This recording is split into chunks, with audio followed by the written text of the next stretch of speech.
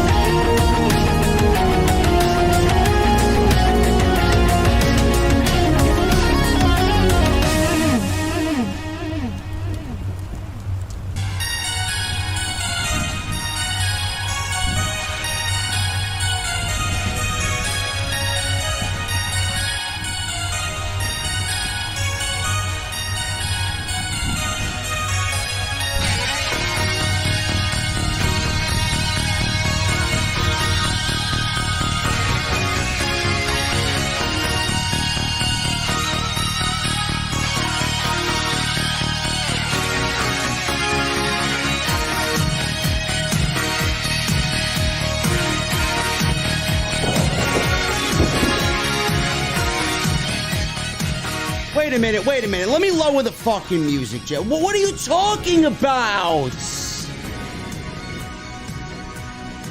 Bro, listen, I don't have time for your shit, man. Do you know what time it is? Huh? No, it's not taco time. This fucking got taco time. No, it's Tony time, bro. It's Tony time, man. Oh, here we go again. Bro, I'm not involved there, okay? I don't know where you get this idea that I have a foot fetish. Only degenerates have foot fetishes, bro. It's not my thing. Maybe you have the fucking foot fetish, man. Let me go ask your fucking wife. I know she's in the chat, right? Huh? Jesse's wife, does he have a foot fetish that you don't know of? Maybe he does. Listen, bro, listen. You keep talking this shit to me, man. It's gonna be fucking not Tony time. It's gonna be Thunder time. It's gonna be Tony and Thunder time. Now that she's in AEW, man, maybe we'll get Tony involved with Lee Johnson as well. Yeah, you better shut your mouth. Listen, get the venue ready, man. I'm on my way.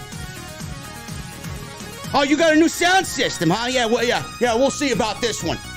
Yeah, we'll see about this one. Yeah, Tony Time's about to knock on my door after the stream, too. You fucking geek. Oh, listen, make sure the fucking venue is stocked, okay?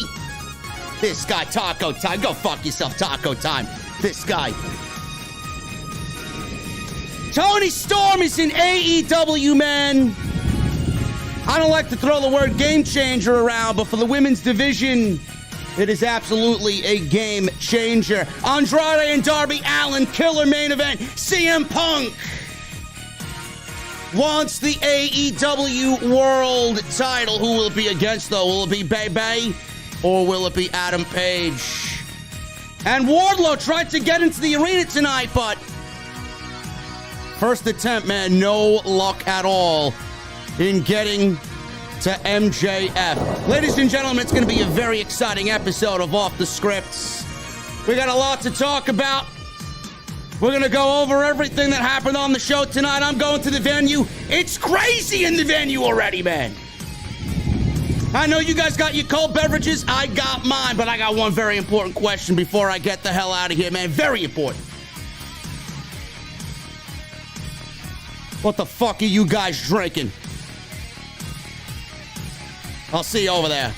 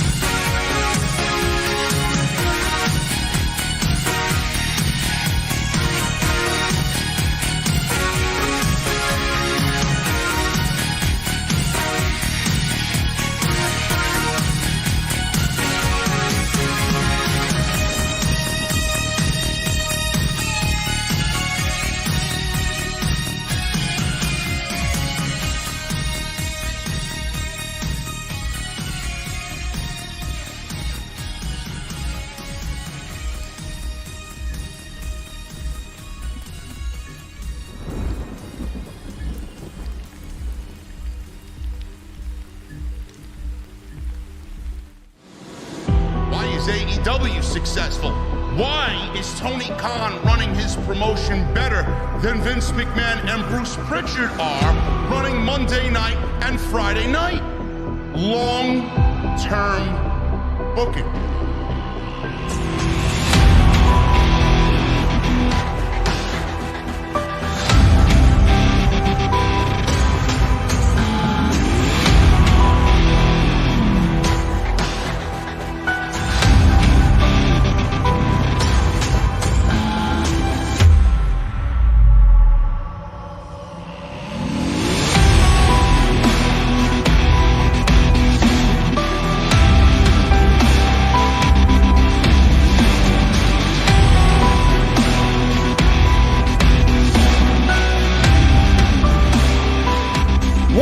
Guys, thank you so very much for joining us right here on Off the Script. It is March 30th, 2022. I am your host, JD from New York, and this is your AEW Dynamite post show right here on Off the Script. As always, joined by my very good friend and hopefully somebody that has a brand new soundboard and microphone hookup with those fancy headphones over there, courtesy and suggestion-wise of me. I gave him everything he needed to know. Jesse, what's going on, bro?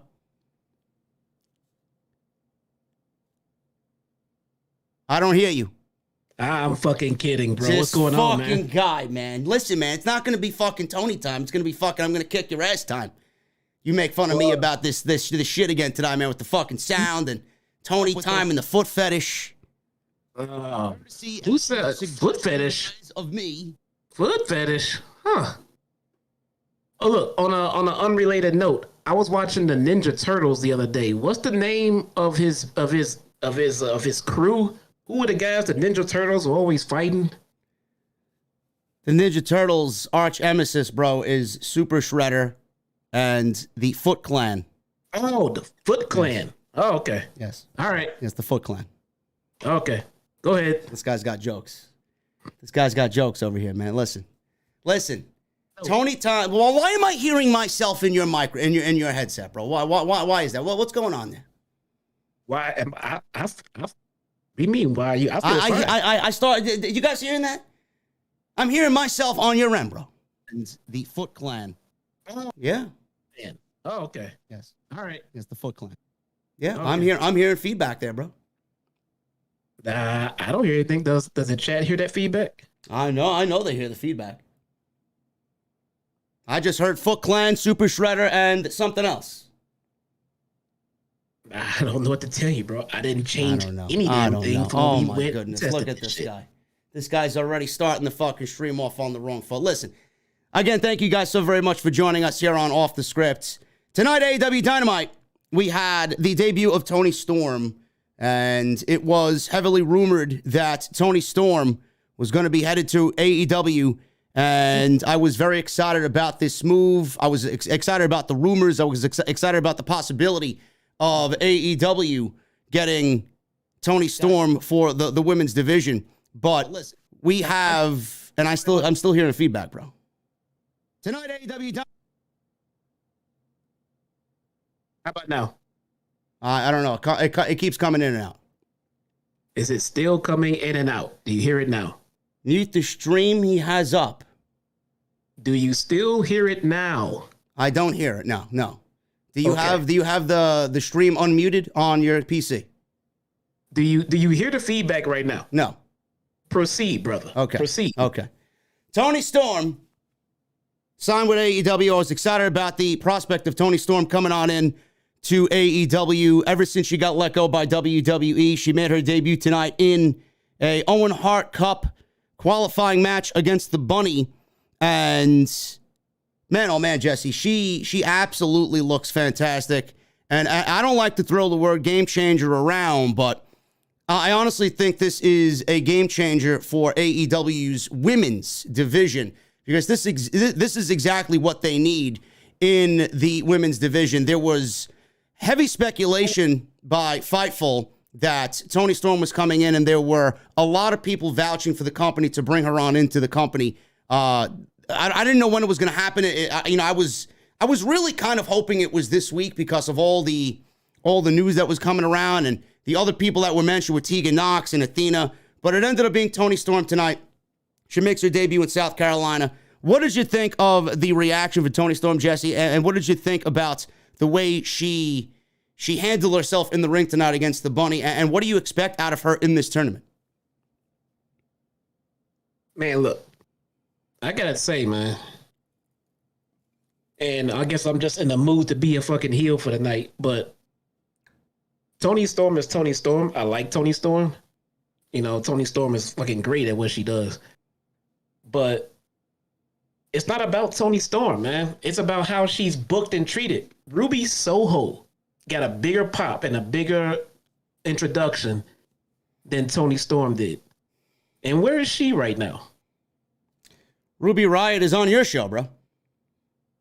I mean, why is that? There's no particular reason for that. There's no reason why Ruby Soho shouldn't be in a spot where everyone's clamoring to see her versus Toni Storm right now. But nobody cares about Ruby Soho because since she debuted, what happened with her? I don't really have an answer to that question. I want to say it is definitely a mishandling of talent on Tony Khan's behalf. That's Ruby Soho was given this big deal about coming on into the company. They had great vignettes planned for her about the entire thing that she went about, you know, coming over from WWE, joining AEW, and it being the final destination for Ruby Soho. And then we see her, and she's mixing it up with Britt Baker way too soon. We had that great Battle Royal ending with Thunder Rosa at All Out, and then she wrestled, I believe, you know, Statlander, and she was mixing it up with Jamie Hayter and all that, but she really didn't do much of anything. She lost that TBS final to Jade Cargill, and then after that, she kind of went away. I honestly think, and I don't want to criticize too much, but yes, it is a mishandling of talent, but I do think that Tony Khan is letting things fall into place before he absolutely brings out the big guns for the division, and I do think Ruby Soho is still going to be one of the big guns in that division. No, I hope so, and the same for Tony, and same for Athena. You know, and if she ever shows up. But the only thing I'm pointing out here is I got this excited for the women's division when we got Ruby Soho, and now I'm sitting here wondering where the hell is Ruby Soho, and now here we are. Here's with Toni Storm. I'm excited to see Toni Storm here. I think she's gonna light a fire in the women's division. I thought the very same thing for Ruby Soho. Well, let's be honest, Jesse. You know, Ruby Soho is not Toni Storm. Dude, Ruby, okay. And I don't mean that in any disrespectful way about Ruby Soho, but Ruby Soho is not Toni Storm. But look, Toni Storm might be better than Ruby Soho, bro. But we're not talking the difference between fucking Sasha Banks and Sky Blue. I mean, she's not that much better. To the point where she's on Dark every week and not on TV. There's not that big of a difference, bro. To me, there's a big difference. There's a huge difference, dude. No, there's a huge difference. She's better, but it's not night and day better, bro. Well, why? What makes you say it's not night and day better? She's not that much better. I mean, look at the comparison I just made. She's not Sasha Banks versus Sky Blue. I mean, Toni Storm is better, but she's not that much better. You know what I'm saying? She's not like Superstar versus Jobber here. She's a little bit better, but there's no reason for them to be, you know what I'm saying, on opposite ends of the spectrum. So what makes you, or who is going to make you, I should say, feel any differently than what Toni Storm did tonight? It's not the who. It's the what they do with the who. Well, I mean, we could say that about the entirety of the women's division. And yet we could say that about everybody. We could say that where Toni Storm's gonna fit in. We could say that about Thunder Rosa and her title reign. Hopefully they don't botch the title reign. Britt Baker started off really good, and then when we got to the middle of it, and until we saw her lose the title, it was not really all that impressive towards the end. We don't want to see that happen to Thunder Rosa. Tony Khan has the makings of a great division if he goes out and spends some money on who is out there to make the division better. But we could say the same thing about the world champion. We could say the same thing about most of the division, except I should say Jade Cargill, because she's been the most protected out of everybody. She hit. Look, Thunder Rosa, Britt Baker, and Jade Cargill. Name me another female talent that's been well protected. There really hasn't been one. So again, why am I sitting here getting excited for Toni Storm? I need the division to be booked better. We do need the division to be booked better, but there needs to be a division. All right. There's a lot of fluff in the division, bro. And I don't want to come off as disrespectful to anybody because I'm not a professional wrestler, but there's a lot of fluff in that division, man. Marina Shafir getting signed is not going to get my excitement, man. No, but Layla Hirsch is not going to get my excitement. I love Red Velvet. I think Red Velvet's got a ton of potential, but Red Velvet really hasn't even been used, all that much in a prominent role. Chris Statlander's undergoing a gimmick change. Nyla Rose isn't all that impressive. Sheeta's been off television. Chris Statlander, Serena Deeb is great. But Where's she been? Where's she been? Exactly. That's what I mean. That's my whole point, dude. It's not about Toni's great, and I'm hoping she's the catalyst for them to start booking the division better. But it's not about Toni right now. You can bring in Toni. You can bring in any other free agent you want. But what are they doing with them? What are they doing with Ruby Soho? Why do we have Ruby Soho, Thunder Rosa, Britt Baker, and Serena Deeb, and we're sitting here trying to figure out what's going on with the women's division? They're underbooked, bro. They are underbooked, man. There's only one match that could get to AEW Dynamite, and then there's a match maybe on Rampage. Some weeks there's no women's matches on Rampage.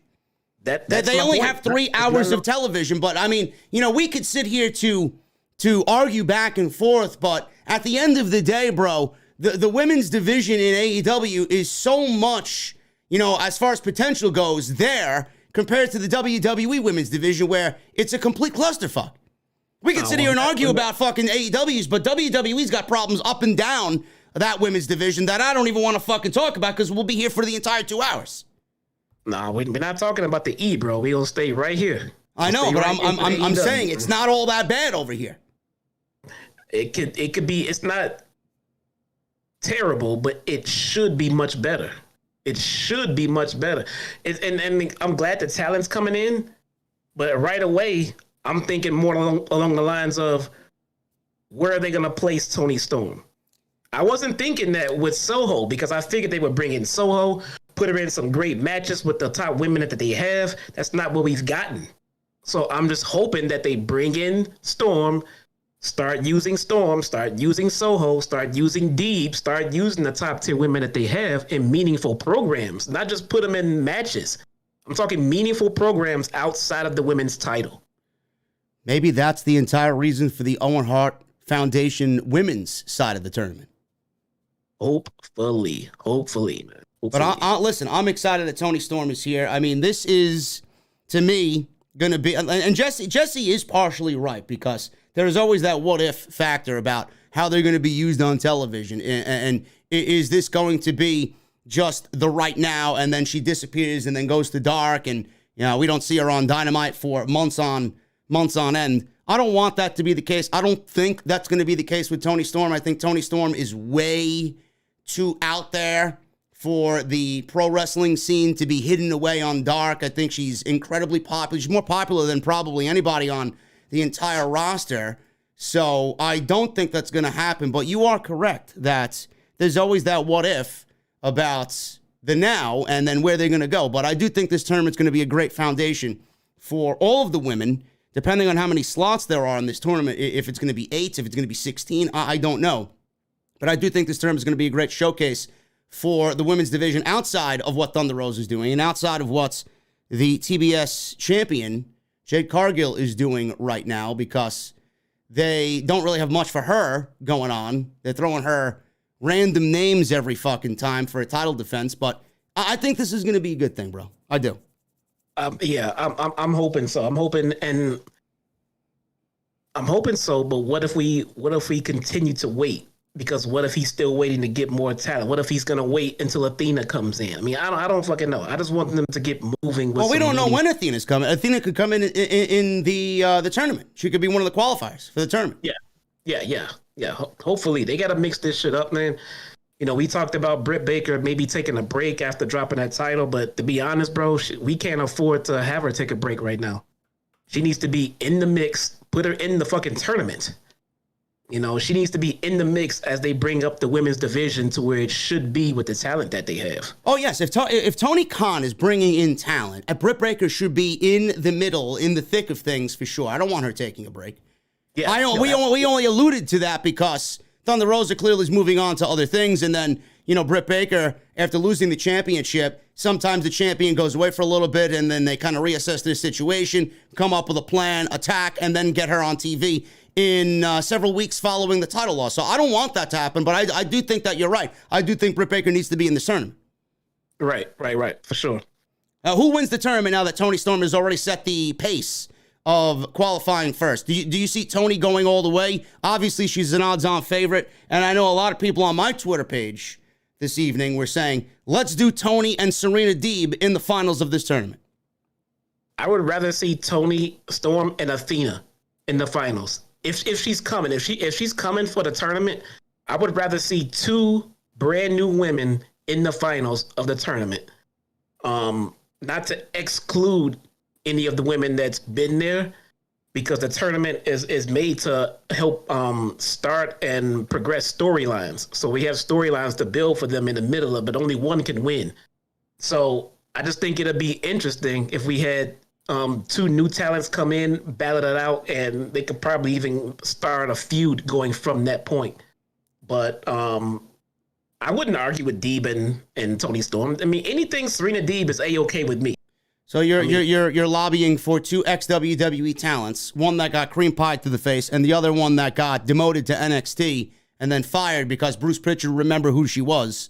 You want two ex-WWE women to final this tournament. They're all ex-WWE women. I think everyone but Sheeta. I'm only joking, man. Listen, I would love for that to happen, man. Just to see the Idro and Scribe, bro. For NXT. Say again?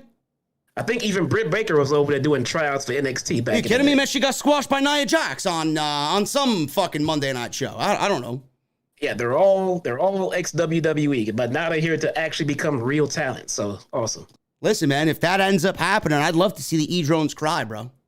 Oh, seriously, their tears, they hydrate me greatly every week. I love it. It's amazing, man. Listen, Toni Storm's going to be a great addition to the AEW women's division. I think we can all agree on that. Dream matches with Thunder Rosa, Britt Baker. Athena comes in. I'd love to see that. Serena Deeb, Hikaru Shida, Ruby Soho, you name it, man. It's going to be a great signing for AEW. So Tony Khan, good job on that. CM Punk, bro. CM Punk, not going to spend too much time on CM Punk. We've been talking about this week over week over week. CM Punk mentioned that he wants the world championship. He mentioned it in signing. He was on the turnbuckle and he did the belt thing around his waist with his hands, the hand gesture. Today, on Dynamite, he was interviewed by Tony Schiavone after his match with Max Caster, and he said he wants to be the AEW heavyweight champion. So we know where his mindset is at. The question I posed to you, and this is what I was going back and forth with myself, we're clearly heading towards an Adam Cole and Adam Page match, round 2 for the AEW World Championship. I don't think anybody's going to have a problem with Punk Page or Punk Cole. In fact, if I was to choose, I'm probably leaning towards Punk and Cole because they're both, they're all 3 Ring of Honor guys, but I would love to see that match, and I know it's been talked about with both parties there, Cole and Punk. Which way are you going here, bro? Or you say, fuck it, and throw them in a triple threat match, and then we get the triple threat match at Double or Nothing between Punk, Page, and Cole. The triple threat match actually sounds intriguing, to be honest. But I don't know if I'm okay with Punk beating Hangman, or if he faces Cole, it would be very early into Cole's championship run. Yes, Cole will probably, and I don't know how long they can hold off on it, will probably be a transitional champion. Yeah, so I don't see that happening, bro. Punk said he was gonna become champion. He didn't guarantee he's gonna become champion right now in this run. He just said he will be champion before he leaves. Yes. Yeah, we don't know when that's gonna happen. It could happen at the end of the year. All of this could be just hearsay now, plant the seeds. This is where the road is going to take us, and Punk ends up challenging for the World Championship come November at Full Gear. We don't know. It could be that. It could be next year. Punk said he's gonna become champion before he leaves. I fucking believe him, 100%. Well, he is going to be the world champion, bro. One time at least before he leaves here, he will be the world champion. Right. It's just not. We don't. No, but I know thought you when, said and part-timers I like don't see- Punk can't hold the world title, bro. Huh? I thought you said part-timers like Punk can't hold the world title, that they're not here for the world title. No, I thought he was. I thought he wasn't gonna be here for the world title. But once he said that's what he wants to do, then there's no more debating that now. That's over. That's done. So, but now, do I want Punk to beat Hangman? Hangman's title run is now starting to get interesting. It's now starting to get fruitful. I'm starting to enjoy it. So having a big baby face like Punk come beat him does not seem like a very good idea. If someone's gonna beat him, it should be a top heel. I could see Cole beating him, but I don't see Punk beating Cole that quickly after Cole wins. So that's why I'm saying I don't see Punk winning the title anytime soon. Well, we are definitely heading in that direction, and it's going to be a very interesting situation. Do you think that they hold the Cole and Page match till Double or Nothing? Can we get all the way to Double or Nothing with these two still feuding then? When is Double or Nothing? Memorial Day weekend, May. Oh hell no, man.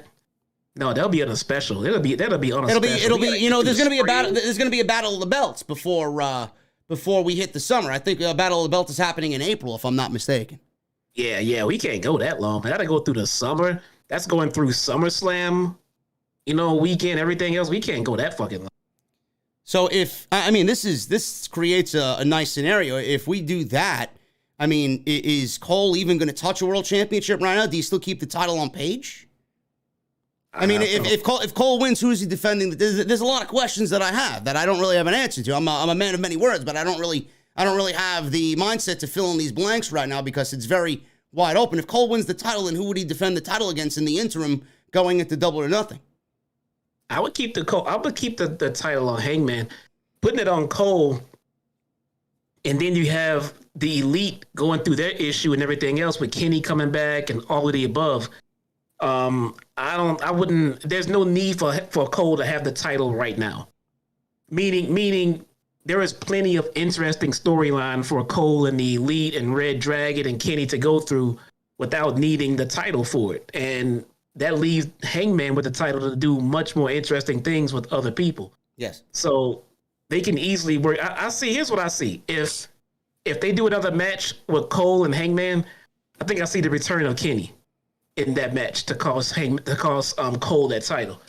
Hey, Kenny showed up on BTE and he already made like a little comment about he's not happy with Adam Cole. Well, how does he look on BT? Looks good. He looks good. I know Meltzer said last time we read The Observer that Meltzer said he was about to get hernia surgery, I believe. He looked fine. He didn't look like he was held up or wrapped up or injured or recovering. He just looked like Kenny.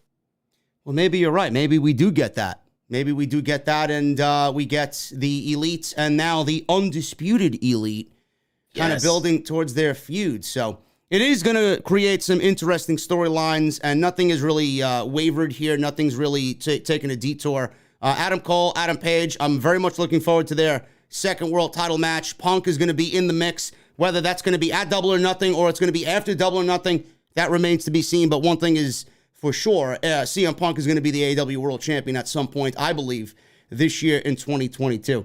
And Jesse, before we get to the actual post-show and break this thing down, the other big thing that I thought was a huge part of Dynamite tonight was the breakout performance of Wheeler Yuta against Bryan Danielson, bro. This is exactly what we love about AEW. This was exactly why we wanted Bryan in AEW. I don't think we would have ever gotten this type of Bryan in WWE. Look at the opportunities that Bryan has given to a lot of this young talent on AEW so far. Daniel Garcia, Lee Moriarty, now Wheeler Yuta. I mean, you name it. This was a breakout performance for him. Easily Wheeler Yuta's best match to date. Probably the best match of his career so far. And he ultimately proved that he is good enough for William Regal's boys. Wheeler Yuta is fantastic at what he does. I'm putting Wheeler Yuta and Daniel Garcia in the same boat. I think these are two extremely underrated and extremely talented wrestlers who just need mentorship from some guys who's been through it all, and that's exactly what they're getting. The next time anyone starts talking about how AEW does not build new stars, after we get past the Sammy Guevara's and after we get past the Darby Allins and, you know, the top flights, I'm going to focus on Wheeler Yuta and Daniel Garcia. These guys are being focused on because of their in-ring ability, and they're going to get them gimmicks. They're going to get them over. Going to get them some personality, some mic skills. These guys are going to be great. Yeah, I thought this was awesome. I thought this was a breakout performance for him, and he absolutely killed it with Bryan tonight. Goes to show you how valuable Bryan's time is in AEW with matches like this. Crowd was completely behind Wheeler Yuta. Everybody loves Bryan to begin with, but everybody was solely behind Wheeler Yuta in this match in South Carolina. Awesome stuff there. Love to see more of what happens there development-wise with Wheeler Yuta, hopefully impressing William Regal. Guys, we're going to go over the entire show. We're going to break this thing down. I got some news and rumors as well. We got a pretty great endorsement by John Cena. Yes, John Cena on Max Caster. We'll get into that in a little bit. And we got AEW and the reason why they're not bringing back specific talent. This has people up in arms on social media. And this is the stupidity of social media. They think, Jesse, that WWE releasing over 200 plus performers during the pandemic is similar to AEW cutting budget because they won't bring back Joey Janela, and Marco Stunt is the latest that they won't be bringing back, man. The tears and the complaints on social media were crazy today because of Marco Stunt. Was he let go? He said he posted something about plans changing. I don't know, man. I believe I'll read the story when we get to the part. I'll do it right at the top, right after the whole spiel I have to go through. But I believe AEW told him that he wasn't going to be paid anymore for sitting at home. Oh, okay. I don't know. I didn't read too far into it. I just saw his post in passing. Yeah, we'll go through it. I didn't read the entire thing, but apparently he's not being brought back. But that's in the news as well. And like I said, we'll go over Dynamite. Main event tonight was Darby Allin and Andrade El Idolo. Awesome stuff there. Thank you guys for joining us on Off the Script. First, before I get into any business here, man, major shout out to Vincent Tarantini. Not only did he donate $100 in the super chat already, but Vincent Tarantini brought, and it was shown on TV all night, and I hope everybody saw it, man, in the crowd, on TV, in that locker room. Huge Off the Script sign. He was even wearing an LTB long-term booking t-shirt.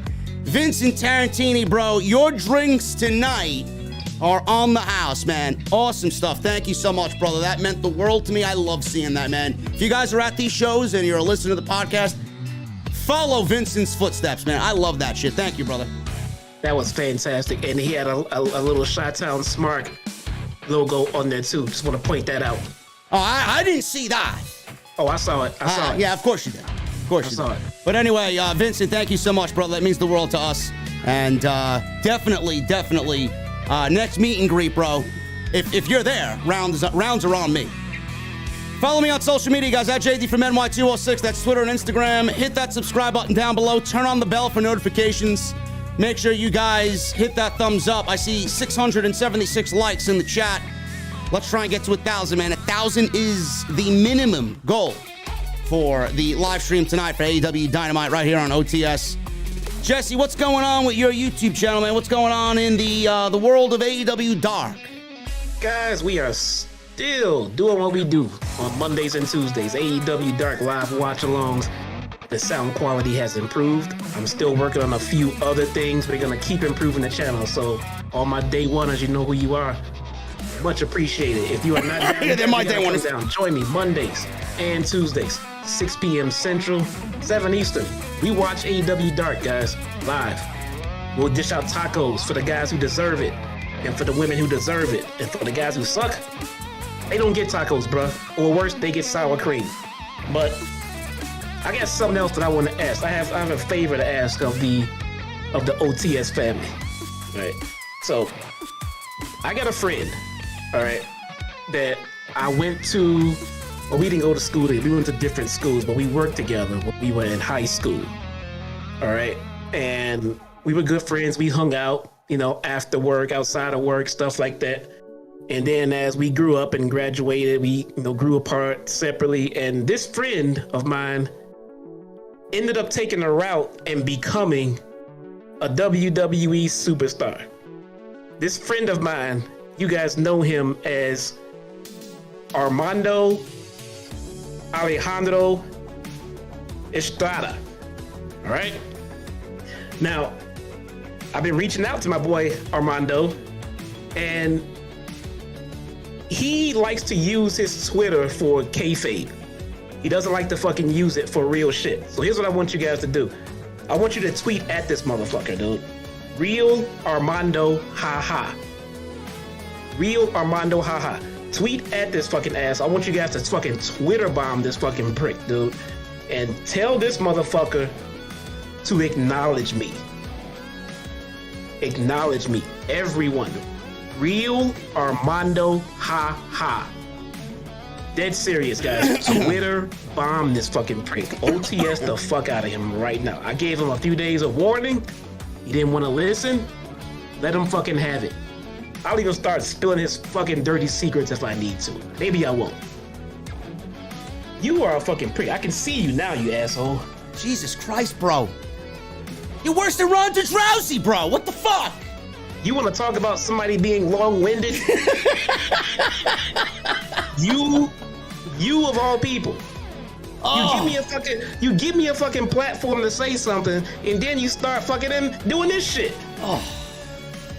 I do it out of love, man. Listen, man, I'm a sports entertainer, okay? So are you. Guys, it's pro wrestling shit, man. I'm dead serious. Real Armando haha. I've never done this shit before. I'm not fucking making it up. I'm dead serious. It's a good friend of mine. We didn't go to the same high. We used to work together. We have mutual friends to this day, right now. And he's being an asshole. Everybody tweet at him. Everyone. If you got Twitter, do it. There you go. That's it. Make sure you guys go check out the channel, man. Tons of content on there. Monday Night Raw, NXT. Nobody watches NXT. I don't even know why the fuck I'm here on Tuesday nights. But it's there. Go check it out. WWE2K22 content is there as well. I uploaded an extra today. Bro, listen. What about the rumor of Shane McMahon and Seth Rollins at WrestleMania, bro? What are you doing? You want to watch the world burn with me on Saturday night? If that's the case. No? No, you want it to be Cody, bro. I know. Listen, bro. I know you love Cody. I heard you're a bigger fan of Brandy Rhodes, actually, bro. Oh, this guy's boring. It's what you fucking do, right? Oh, this guy's talking. Now I'm bored, sleepy. Anyway, go check that shit out, man. And today's sponsor is Audible. audibletrial.com/scripts. Make sure you guys sign up 30 days free of their service and one free audio book of your choice. Best thing is, if you guys want to cancel in that 30-day grace period, you still get to keep your audiobook for free. That is audibletrial.com/scripts. It's going to be a busy week, guys. Also, I'll be live for Ring of Honor. That is Supercard of Honor on Friday. I will not be covering SmackDown. Nobody wants to watch the Andrade the Giant Memorial Battle Royal, especially with Finn Balor in there and Ricochet, who, by the way, don't even have a WrestleMania spot. They're in the Battle Royal, though. So WWE was gracious enough to put them in the Battle Royal. I'll be covering Ring of Honor. Tony Khan's first attempt at Ring of Honor. So we'll be doing that live. And then Saturday afternoon, I got to wake up early because NXT Stand and Deliver is 12 noon. So I got to do that. And then WrestleMania Night 1, obviously, and then Night 2, and then Raw after Mania. It's going to be a very, very busy next few days, guys. So make sure you guys make OTS your number one destination. Let's start off with this news, Jesse, before we get into the CM Punk and Max Caster match that opened AEW Dynamite. On top of the Toni Storm news, we had news about Marco Stunt not being brought back to AEW, and budget cuts are being cited as the reason. Now, since January, there's been talk about certain wrestlers exiting the company when their contracts expired. Leo Rush's deal had already expired. Peter Avalon is working on a per-date deal, and he's no longer under a long-term contract. Marco Stunt hasn't been used on AEW television in many months, and rumors about his departure have been swirling the internet since January. Marco Stunt's deal is due to expire in May, and it will not be renewed.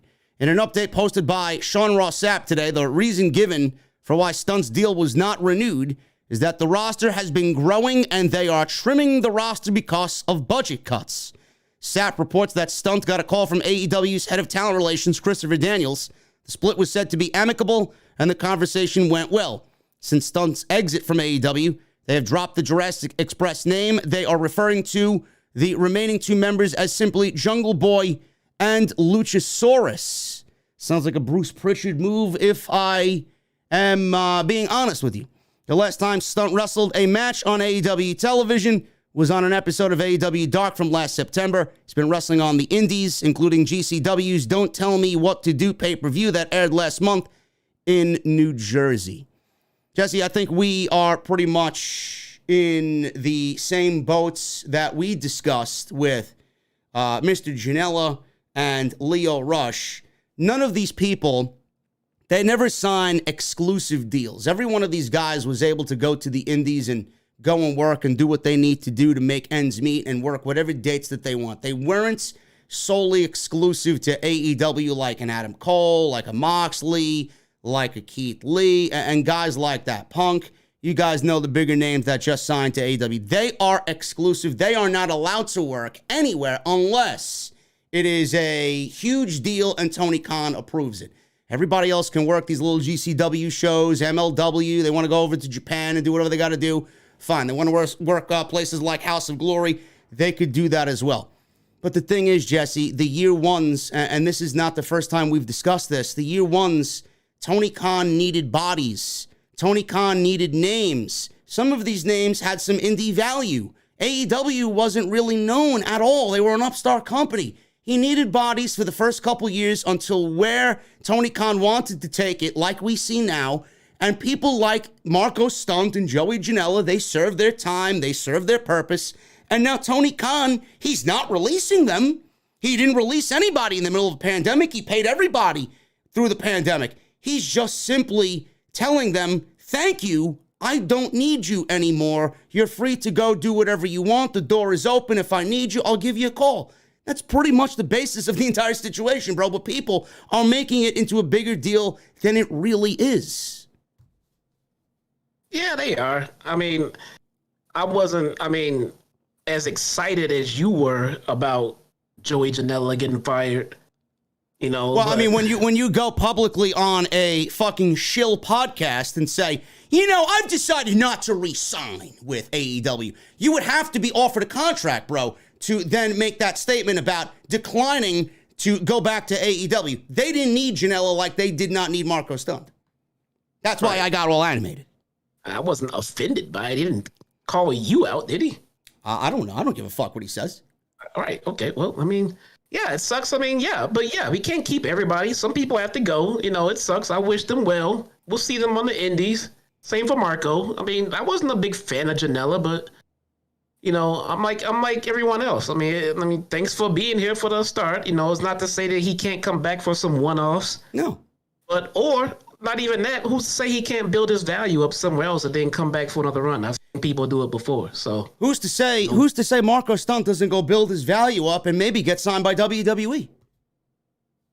Marco Stunt might have a better career in WWE. Probably. To be honest. Yeah, be honest. He will be chasing 24 titles around. Don't get me wrong, but or he could fit nicely on NXT. People like Marco Stunt, they have a very short shelf life. They had people like Marco Stunt in NXT already, and they didn't really last, and they were let go. So, like Jesse said, he could build his value up and go do something else, and then again be brought back to AEW for whatever they need him for. If they come up with something, come on in. We got this idea for you. We'd like to work with you again. Yeah, it could be. Dude, when Zack Ryder got released from WWE, you know, I was like, okay, well, who gives a shit, you know? But look at this guy now. You know, he's in a similar position to Cody. If he went back to the E and tried to get an offer, he wouldn't get anything along the lines of what Cody's getting, but he'll get something better and he'll get some TV time because he's made himself worth a lot more right now. So who's to say? Weirder things have happened, you know? Well, Marco Stunt is not coming back. Leo Rush, the Janellas of the world, they were not given another contract by Tony Khan, and he paid them up until, or I believe I didn't really see, maybe I seen someone bullshitting on social media. I believe Tony Khan is paying him up until the end of his contract. So it's not like Tony Khan mistreated them. He just said, I don't really need you right now. We're going in a different direction. Thank you for your help, and thank you for your support. We'll see you down the road. Everybody's making this into a bigger deal than it really is, but, the company is going to start cutting budget, folks. Everybody says, all of Tony Khan's financial advisors, they got a bloated roster. Oh my God, they got so many people. How many ex-WWE people are they going to bring in? Starting to look like a WWE landfill. Now you're complaining when Tony Khan actively wants to cut the budget, so the payroll is in line, and he's setting himself up for contract renewals with Time Warner and Turner Sports. What do you want from the fucking guy? He does this, you shit on him. He does that, you shit on him. He can't win with you people. I would never be one of those guys who are complaining that people did not get re-signed. He didn't fire anybody, bro. He signed them for a contract, and he honored the contract. Unless you did something specifically to cost yourself your contract, if Tony Khan offers you a deal, he's paying you for the deal, even through the pandemic, which I believe is the most important thing here. And WWE did not do that. They fired people. People bought homes. People had kids.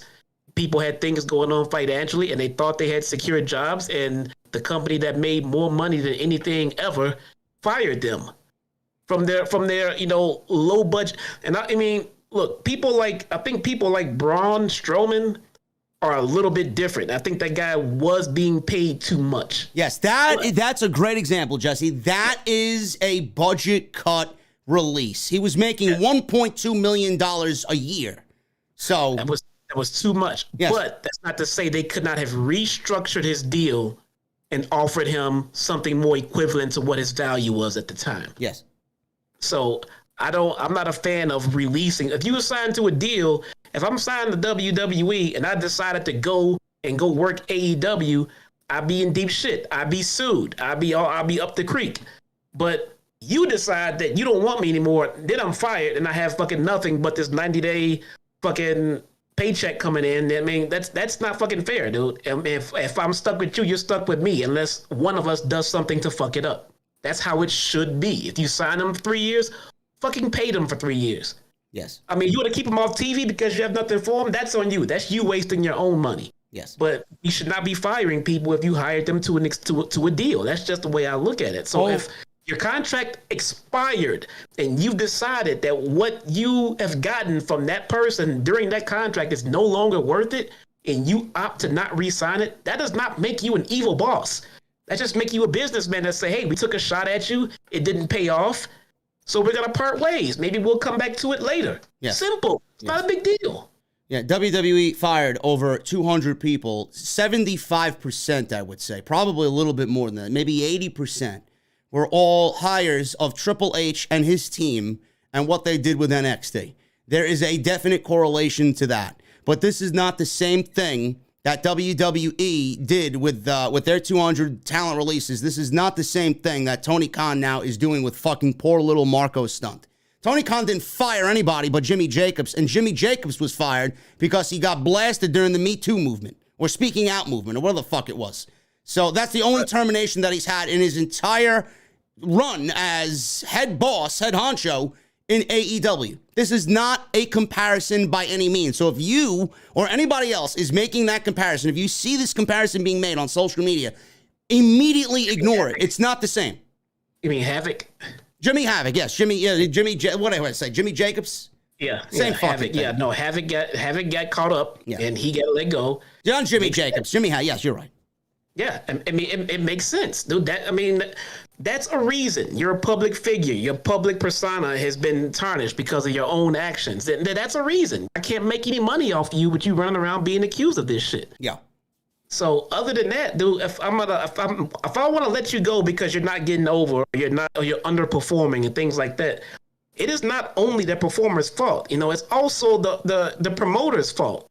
So together, they need to work together to get said talent over. And if you've done everything and you tried your best and you're done trying, then that's great. Then let them sit home and pay them then. Somebody, and that's what Tony Khan has been doing for quite a few people, but he's not firing them. Two people in the chat mentioned Ivelisse. Ivelisse was never signed to an AEW contract. No, she was not signed. Ivelisse was only on a pay per appearance deal. She was never given a AEW contract at all. So, you know, for everybody saying that Tony Khan released Ivelisse, no, he did not. He just didn't want her back because of issues with Thunder Rosa. That's it.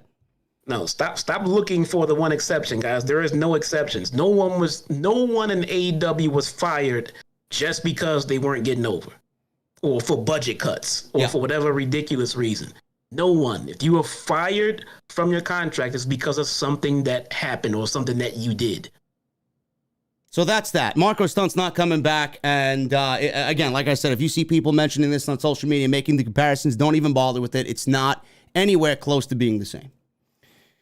CM Punk, Jesse, started the show off. We got Punk opening Dynamite against Max Caster. Punk came out first. Huge reaction in South Carolina. Max Caster came out, and I was very curious to know what he was going to say as far as his rap entrance towards CM Punk, and I thought this was very good by Max Caster. He mentioned Will Smith and said, "I'm like Will Smith. I'll slap you if you're smiling." And then he made a Hunter Biden cocaine joke, I think. And then he said his teeth are messed up and his movies are the only way he'll ever go to sleep. And he said he's not the voice of the voiceless because the ladies say he's the voice of the moistless. So good. CM Punk was standing in the ring. He actually had I don't know if he was angry at the moistless line, but at the end of the day, I think he was actually quite humored by Max Caster here. And I thought I saw a little smirk on CM Punk's face in a way that I think he appreciated the level of creativity that Max Caster brought to the intro here with his match against CM Punk. I don't know what you thought, Jesse. I thought Punk was kind of humored by what Max Caster said. Probably, it looks like it. He had a nice chuckle out of it. And Max Caster, man, that guy has range from the outside, dude. That guy, the pop that they get when they come out is because we know we're about to get some Max Caster heat. Every time when they come out on Dark, I don't care if they come out on Rampage, when they come out, they know we're about to get some Max Caster heat, dude. And that's just what he gave us. I love this guy coming out every goddamn time. So Max Caster probably on cloud nine after today. John Cena actually did an interview with Forbes, and that WWE shill over there, Alfred Konua, you know, the guy that thinks that AEW is all white elite or whatever the fuck he talks to. They're not diverse enough over there, apparently, to Alfred. Poor Alfred. I'm sorry, Alfred. Sorry, Alfred. Clearly, you're not watching AEW. But he was interviewed there by Mr. Alfred, and he mentioned Max Caster to John Cena. He says, "I know of Max Caster very well, and the answer is no." And Cena asked if he could beat Caster in a rap battle. That's why he said no. He's extremely gifted. I remember hearing him for the first time and asking a good friend of mine to please pass his information on to me. I immediately checked out his raps out of the blue, and I saw he was doing spectacular.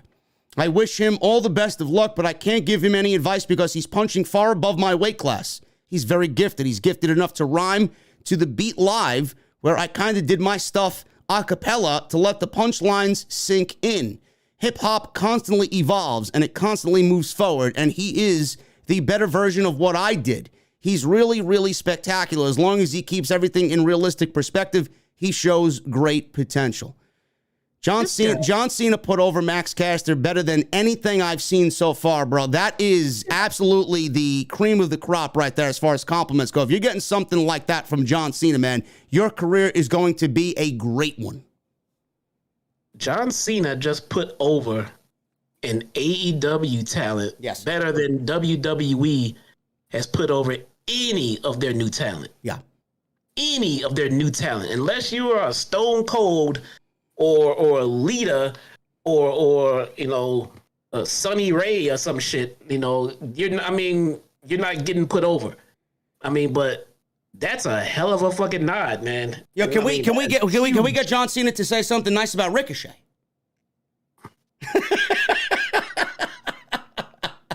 Like what? Or maybe Mustafa Ali. How about him? Sean Cena, any got any gems about Ali? Yeah, you see Seth trying to throw us off the scent again today? Yes. I'm telling you, bro, if it's Shane McMahon, bro, you're gonna watch the world burn with me, man. I'm gonna love it. Well, maybe it's Mustafa Ali. Well, last time I even tweeted, Seth. Next time, don't tweet Ali. The last time Ali got mentioned by somebody on social media in regards to WrestleMania, he lost 3 times in the last 48 hours as Intercontinental Champion. You don't want that, Seth. Come on now. Yeah, no, I don't want that, man. Anyway, Punk beat Caster. Decent little match here. People are crying, oh, nothing match for CM Punk. Why are they putting him in nothing matches?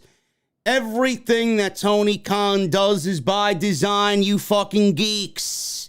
He's winning matches. He's going to be #1 contender by winning matches. That's why he was given this match with Max Caster. Let it sink in, folks. It's not a nothing match. Tony Khan has a vision, and that's what he's doing with CM Punk. Apparently, everybody thinks Punk is a shell of himself. I seem to think differently. I think Punk has been doing absolutely fantastic. And that was obviously a great match with Mr. Dax Harwood last week. This was a decent little match here with Max Caster. Max Caster's still coming along. You know, he's going to be a breakout singles guy, Jesse. Right now, I believe Bowens is injured again slightly. Not as bad as he was last time, but there's a reason why they're not doing the tag team thing right now. Bowens is injured again. And I feel like it's bad luck for them, man, because I do think that they should win a tag team title before they even think about breaking them up and doing the singles thing. Yeah, this is the second tag team Punk has run through in 2 weeks. He beat Dax, right? And he beat Caster. He didn't really run through the tag team. No. Let's see if he goes through another tag team next week. I mean, they got other guys, but let's put him in there with Wheeler Yuta. Ooh, no, Yuta's busy, bro. No. Let's Yuta put him in is there with busy, the Butcher, bro. Getting this bump. Let's put him in there with the Butcher. That's a tag team. I know.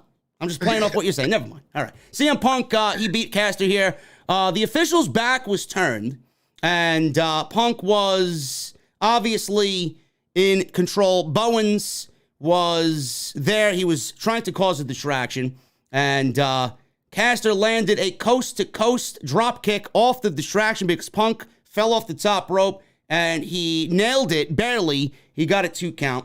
He went for the mic drop, elbow drop. Punk rolled out of the way and hit a straight pile driver on Max Caster right into the Anaconda device, and that was it for CM Punk here on AEW Dynamite. Like I said, decent little match. Caster held his own in there against Punk, and Punk is winning matches. After the match, Punk gestured around his waist, hand motion, saying that he wants a title, and everybody knows what title he wants. And Tony Schiavone gets into the ring and interviews CM Punk about what he did last week. Punk signaled with his hands he wants a belt around his waist. Punk put his arm around Schiavone and says he's not sure who the champion will be in a week. He said it'll be either Adam Cole or Hangman Page. He says he does know there's a lot of gray in his beard now, and there will be more gray before his time in AEW is over. He said there will also be more scars, and he will be AEW World Champion before his time in AEW is over. So this is clearly going to be a reality. They are just letting you know before it absolutely happens. Who is going to be against? I don't know. Could be Page. It could be Cole. We don't really need Cole to be a transitional champion. Adam Page right now is doing great as the world champion. We might not see this happen until the end of the year. But like I mentioned, and I mentioned this several weeks ago, and I'm sticking to my guns, CM Punk's going to win the world championship, and when the time is right, MJF is going to win that world championship when he does from CM Punk. That's the vision that I have, Jesse. I think that falls in line with what Tony Khan is thinking as well. Yeah, I can definitely see that coming. Again, I really think it would be a bad idea to have Punk take that title off of Hangman, or for that matter, any other babyface. You want to strip it from a heel who the fans want to boo and someone they want to see lose? Fantastic. I'm not sure if I want to see Punk beat Hangman Adam Page for that title, though. Don't you think if Punk beats Page in a very well, hard-fought match, I don't think it would take anything away from Page. I don't think it would make him less than. No. They have a knockout, burn burner. It'd be all right, but it just wouldn't feel right. Take it from a heel. I would be much more comfortable watching Punk take it from a heel, and not a heel that just won the title too. Well, it's got to be a right heel then. It can't be somebody like Adam Cole who's playing a heel, but the crowd absolutely loves him and everything that he does. A lot of people say Adam Cole should be a babyface because they cheer everything that he does. But I think we need a true heel, bro. We need like an MJF level heel. I don't know if there's anybody at that level underneath MJF right now. Yeah. No, it would be perfect. It would be perfect. And at the same time, if MJF gets that title, I don't want to see him lose it for a while. No.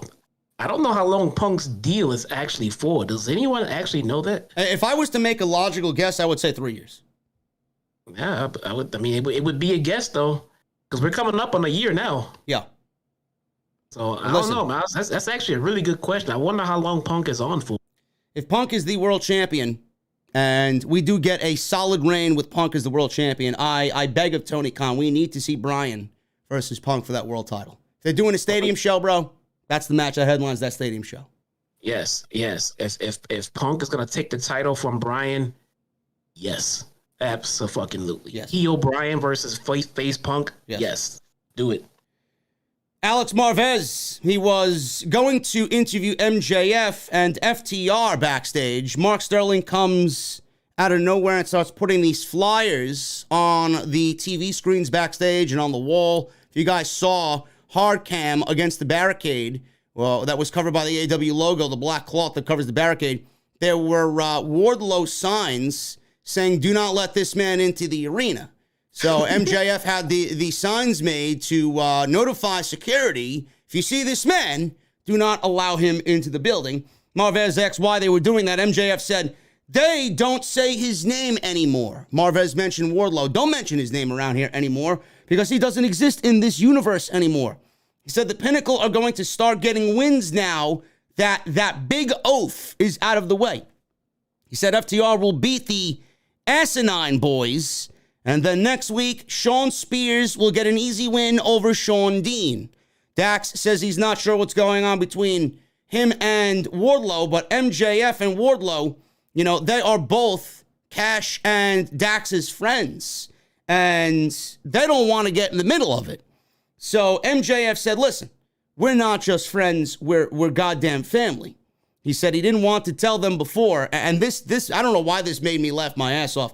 Listen, we're goddamn fan, but I didn't want to tell you guys before this, but I got to tell you now, Wardlow always talks shit about you guys behind your back. I don't know why I laughed. I don't know why I laughed at that, but the way his delivery was, I laughed my ass off. FTR, obviously, they looked a little, skeptical about what MJF was telling them. MJF said they're here to talk about winning, not Wardlow. We offered the Pinnacle hand stacking gesture that they do, and Dax, he put his hand in there in the most I don't give a fuck what we do way. It was great, bro. We may be seeing the end not only of the Inner Circle, but the Pinnacle as well. MJF may be all by himself, and it looks like all the rumors are true. FTR may be going babyface, bro. It may be interesting to see both Dax and Cash, who I have admired as a tag team. I think they're one of the best tag teams in all of pro wrestling in the world. They've operated mainly as a heel duo. Now, for the first time since we've known them through NXT and the main roster, now in AEW, they may be babyface. Yeah, they had some FTR chants in there, man. Me personally, I don't know if I want to see babyface FTR, but that's just a me thing. And me interested to see how they pull it off.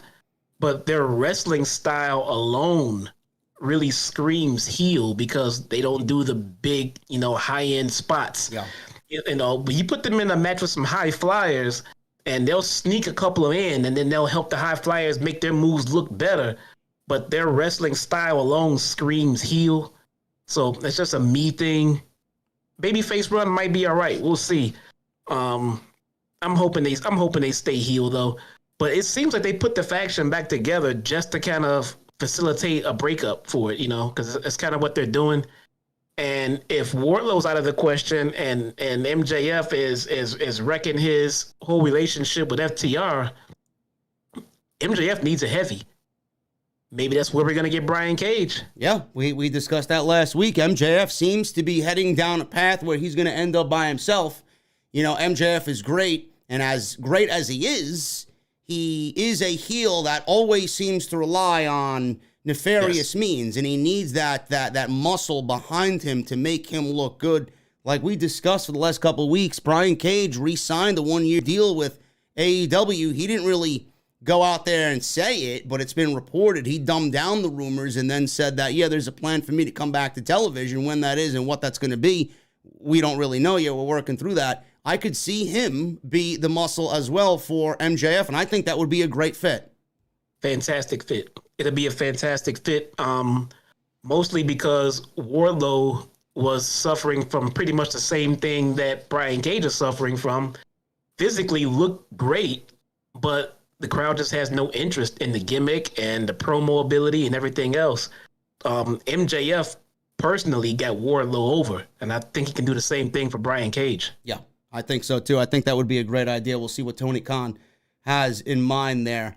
FTR, bro, babyface, are you feeling a little bit more confident in the rumors about Bret the Hitman Hart coming in and managing FTR? They did announce, or they didn't really announce, but they did challenge, FTR did, the Young Bucks to a round 2-on-2 tag team match.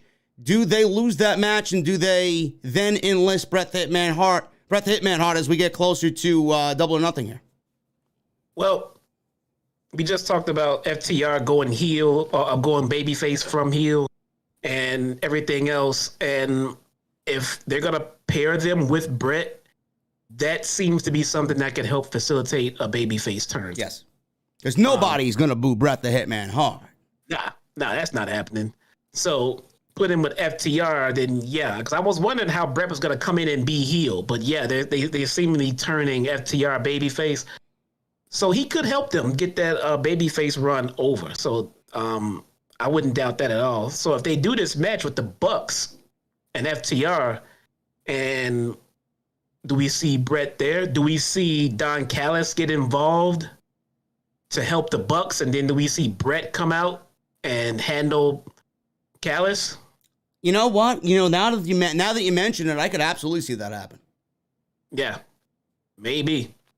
What better way to get heat than Don Callis? And then Bret the Hitman Hart come out there and, Bret always had some of the best fucking punches anyway, man. Growing up, I loved the way Bret the Hitman Hart used to fucking punch guys, man. He used to be How so is Bret great. doing physically these days? I seen a picture of him. I believe he was photographed with some of the Montreal Quebec's hockey team. Bret's a big hockey guy, and apparently he looked great. And same thing about Steve Austin going into WrestleMania on Saturday night. Apparently Steve Austin looks fantastic for 57 years old.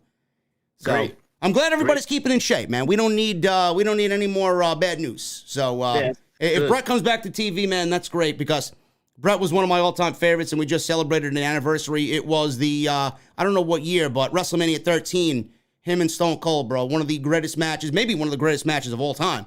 Not only best WrestleMania matches of all time, greatest match in the history of the company, and definitely my favorite Bret Hart match of all time against Stone Cold Steve Austin, WrestleMania 13 with Ken Shamrock as the special enforcer, man.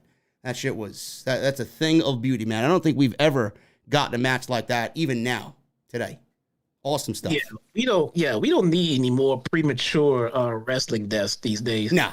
And truth be told, man, I don't hear anyone really talking about it, but we're hopefully coming out of the era of the like the 70s, 80s, 90s, where we had wrestlers doing, I mean, let's be honest, we had too many wrestlers doing way too many steroids. Yes. And now, I mean, it's pretty much a known thing nowadays. Now the performers nowadays, I'm not gonna sit here and play ignorant like no one's doing steroids anymore, but they are being done much less, and they're being done more controlled under medical supervision. And we're not getting the old days of guys doing roids during the day and then coke and drinks at night. Hopefully we're getting into the generation where our favorites and our wrestlers are living longer, healthy.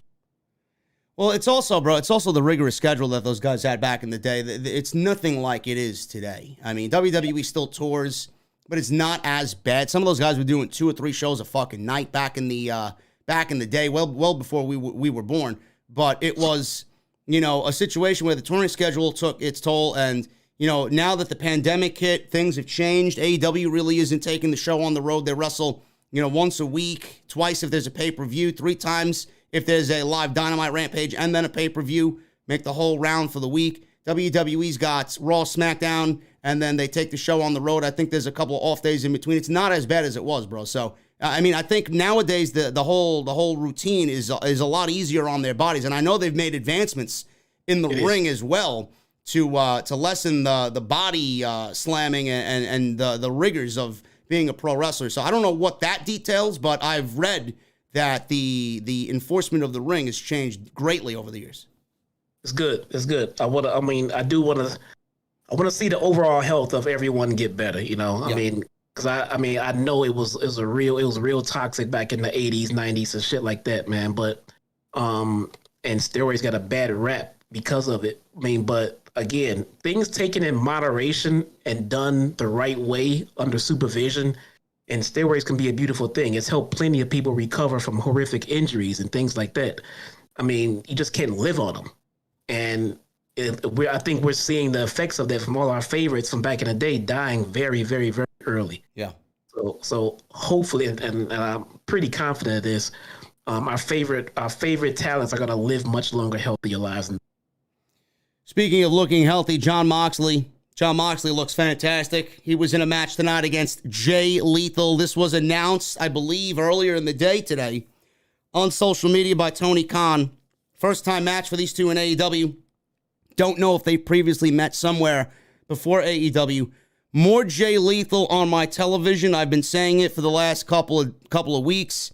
Jay Lethal has been great. I know a lot of people have been crying for Jay Lethal to be booked better. Some people don't like Jay Lethal. They think he's boring and plain and ordinary. They don't really see anything, spectacular in Jay Lethal. But Jay Lethal is a fantastic professional wrestler, and so is Jon Moxley. This was great, Jesse. It got a lot of reaction from the fans in South Carolina, and Lethal started to kind of taunt Moxley early on. Moxley slapped him across the face. This led to a forearm battle between the two. Moxley took Lethal down with a shoulder tackle, German suplex. He then landed 10 punches in the corner, rapid fire, but Lethal pushed Moxley off, crotched him on the top rope. Lethal followed with a beautiful tope suicida through the ropes, and we got a commercial break right after that. After the commercial break, both guys did a double down in the middle of the ring, double crossbody, old school style. Both crashed into each other. Both are down. And Moxley, he then gets up, delivers a huge lariat. Lethal came back with his signature lethal combination for 2. They traded reversals. Lethal was fighting out of a paradigm shift. Moxley countered the lethal injection into a bulldog choke. Lethal then countered out of it and hit a beautiful brainbuster. He followed up with a top rope elbow drop. Ooh, yeah. And Lethal went for the figure 4, but Moxley cradled him for 2. Moxley then hit a paradigm shift out of nowhere for the 1, 2, 3. Moxley gets the victory as he's now under the tutelage of William Regal again, and now paired with Bryan Danielson.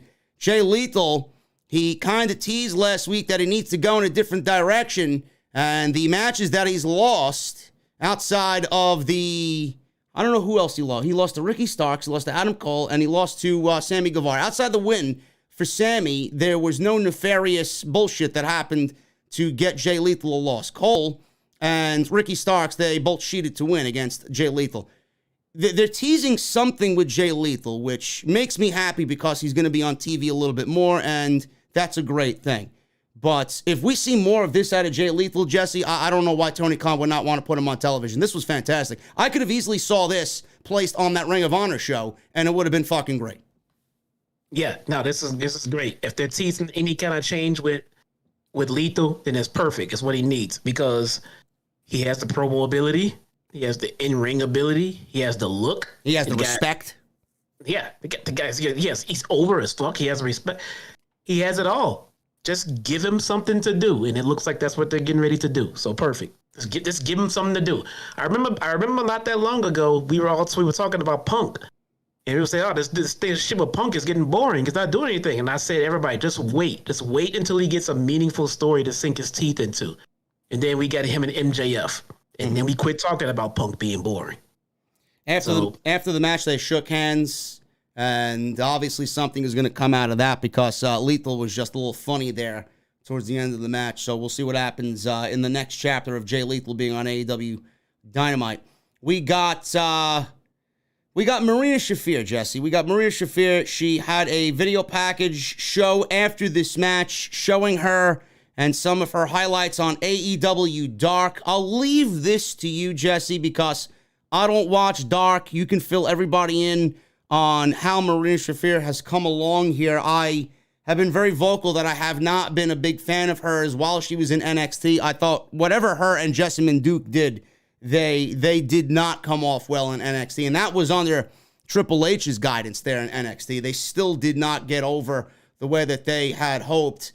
Ronda Rousey and Shayna Baszler went on to do their main roster deal. So the horsewomen of UFC, half of them did not make it while the other half went to the main roster. Jesse, what is Marina Shafir looking like on Dark, and should we be excited about her debut here in AEW? Excited? I wouldn't go that far. All right. But when she first came out on Dark, she looked just as bad as she did when we saw her in NXT. All right. But the last couple of outings, the last two outings that I've seen with Marina Shafir, she looked good. And I can tell you why. Whoever's working with her, they did a really good job at hiding her weaknesses, and they highlighted her strengths. She didn't do as much. She did less. And the things that she did, it was impactful and it looked great. So she didn't go out there and try to do a whole bunch of shit that she's not great at doing. It looks like she learned a few good things, went out there and executed them well, timed the match perfectly. And at the end of the match, I'm sitting there looking like, I did not hate this. This looked really good. And it goes back to what I was saying about her.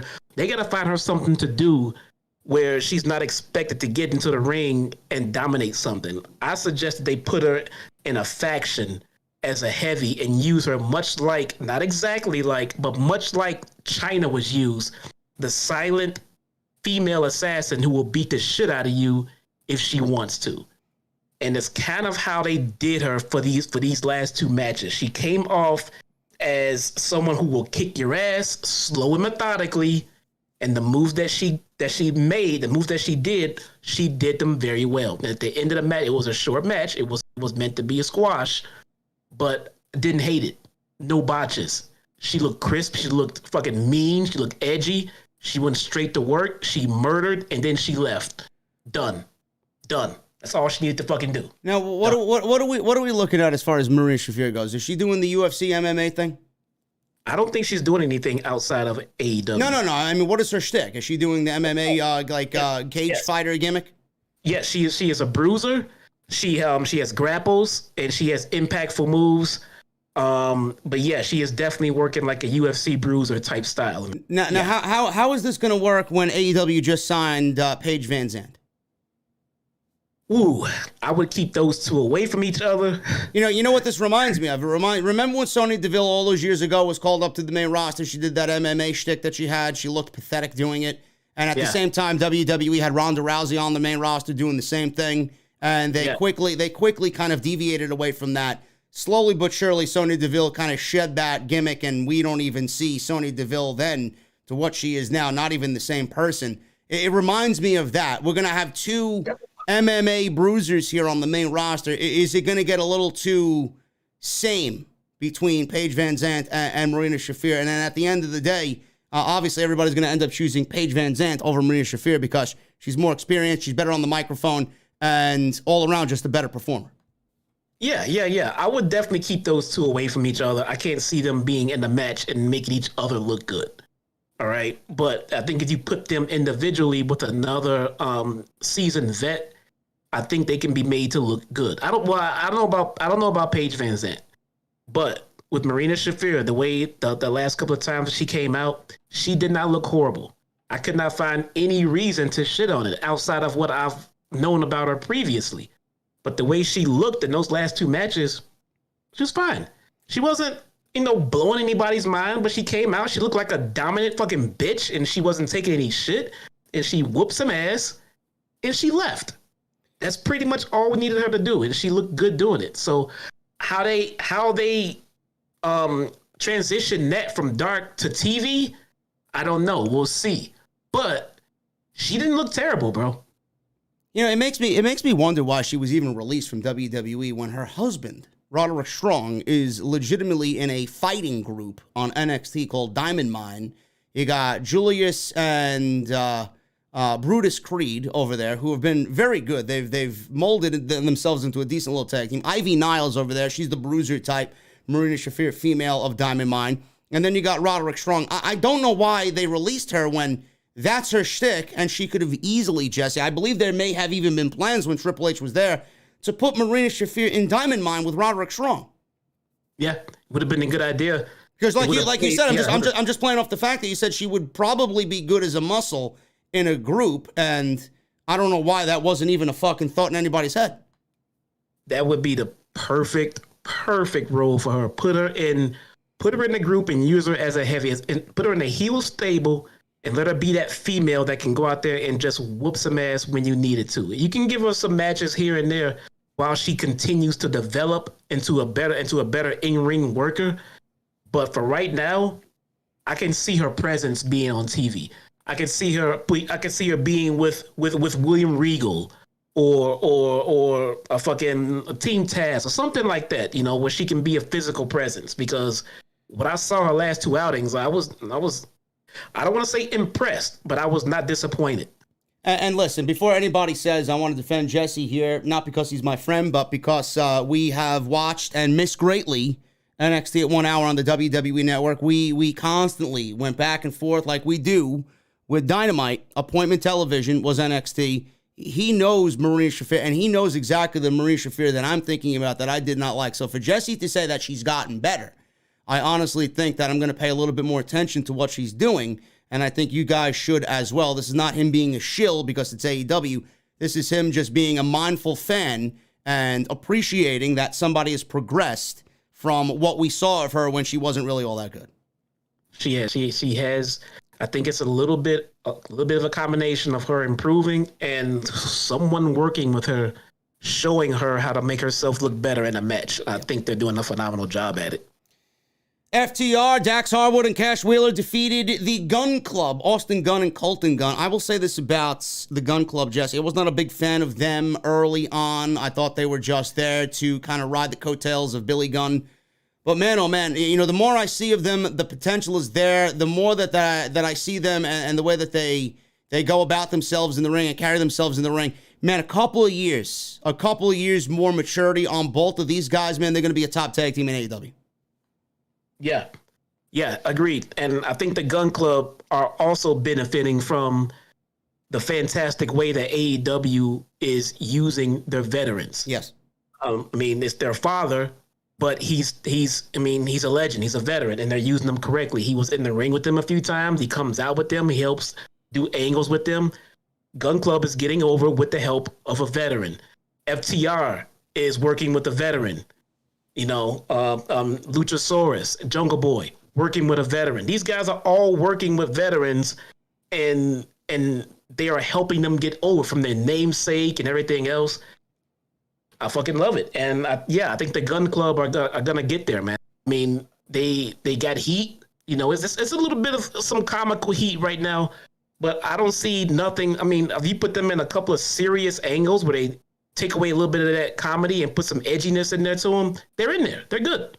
Yes, Billy Gunn is not going to Saudi Arabia and beating Bray Wyatt for the WWE Universal Championship, folks. That's not happening. Exactly. Jeez. By the way, rumor still has it that he's still buried out there somewhere. I don't know if we'll ever see him again, folks. He never made it back on that plane. He never mind that. Goldberg fucking dug the grave in the fucking desert to Saudi Arabia, man. Anyway, FTR, they beat the Gun Club here. Gun Club was using their hijinks here to kind of take advantage early on. Billy leveled Cash on the outside behind the referee's back, allowing the Gun Club to take control. So Cash hit a back suplex. He's starting to come back, hits a back suplex. Colton cut him off from reaching Dax for the hot tag. He eventually made the tag to Dax. came in, took down both guys of the Gun Club. Short on clothesline from Dax. Gun Club starts to work together. The counter is suplex. And the cameras, all of a sudden, Jesse, in the middle of the match, I loved this. Normally, I don't like something like this, but the cameras cut backstage. And Wardlow appeared in the venue here on AEW Dynamite. So the security guards are trying to stop Wardlow, and he's running through everybody. He's punching people away. He threw some guy against the fucking wall, almost landed in a trash pail. He takes one guy, power bombs him through a souvenir table that does not break. He's in the venue now. He's walking down the steps. Crowd is going crazy. Security guards are coming up the stairs. He's taking them out one by one. He points at the commentary desk, and he's aiming for MJF. All of a sudden, he gets down to the bottom level, and he's about to hit the stage, and we got a gang of security guards. There had to be about a dozen of them out there that stopped Wardlow. MJF was on commentary during this match, constantly yelling Wardlow is a pig. Get him out of here. And MJF obviously was well prepared here with all the signage that he hung up during the day about Wardlow. Keep this guy out of the venue. This was great, Jesse. And, you know, you even texted me tonight about this particular segment. He is over. We know he's over, but I'm telling you, man, when you talk about what Tony Khan has done with specific talent, whether it's Bryan, whether it's Punk, whether it's Jade Cargill, you know, there's a level of MJF is another one that he's taking great care with. My God, man, you got to start factoring Wardlow into that, man. The booking of Wardlow has been damn near perfect, man. And he's not even right now in a wrestling capacity. He's just there. He's getting these types of reactions because of how over he is and the storyline with MJF. And it goes to show how good MJF is, man. He's getting these reactions without really doing much of anything. You got a number one guy on your hands. You got your next big baby face right here in AEW, bro. He's not even doing much of anything. Yeah, man. This spot was fucking exciting, man. It reminded me of the Attitude Era. It reminded me of the Attitude Era, bro. It reminded me of something that was, you know, you watch old school Monday Night Raw, Raw's War, and you see this unpredictable shit happening. It's like, oh shit, what the fuck's going on? And they got the camera view of Wardlow walking down the stairs from behind. It reminded me something out of old school Raw. Yeah. I was in the living room.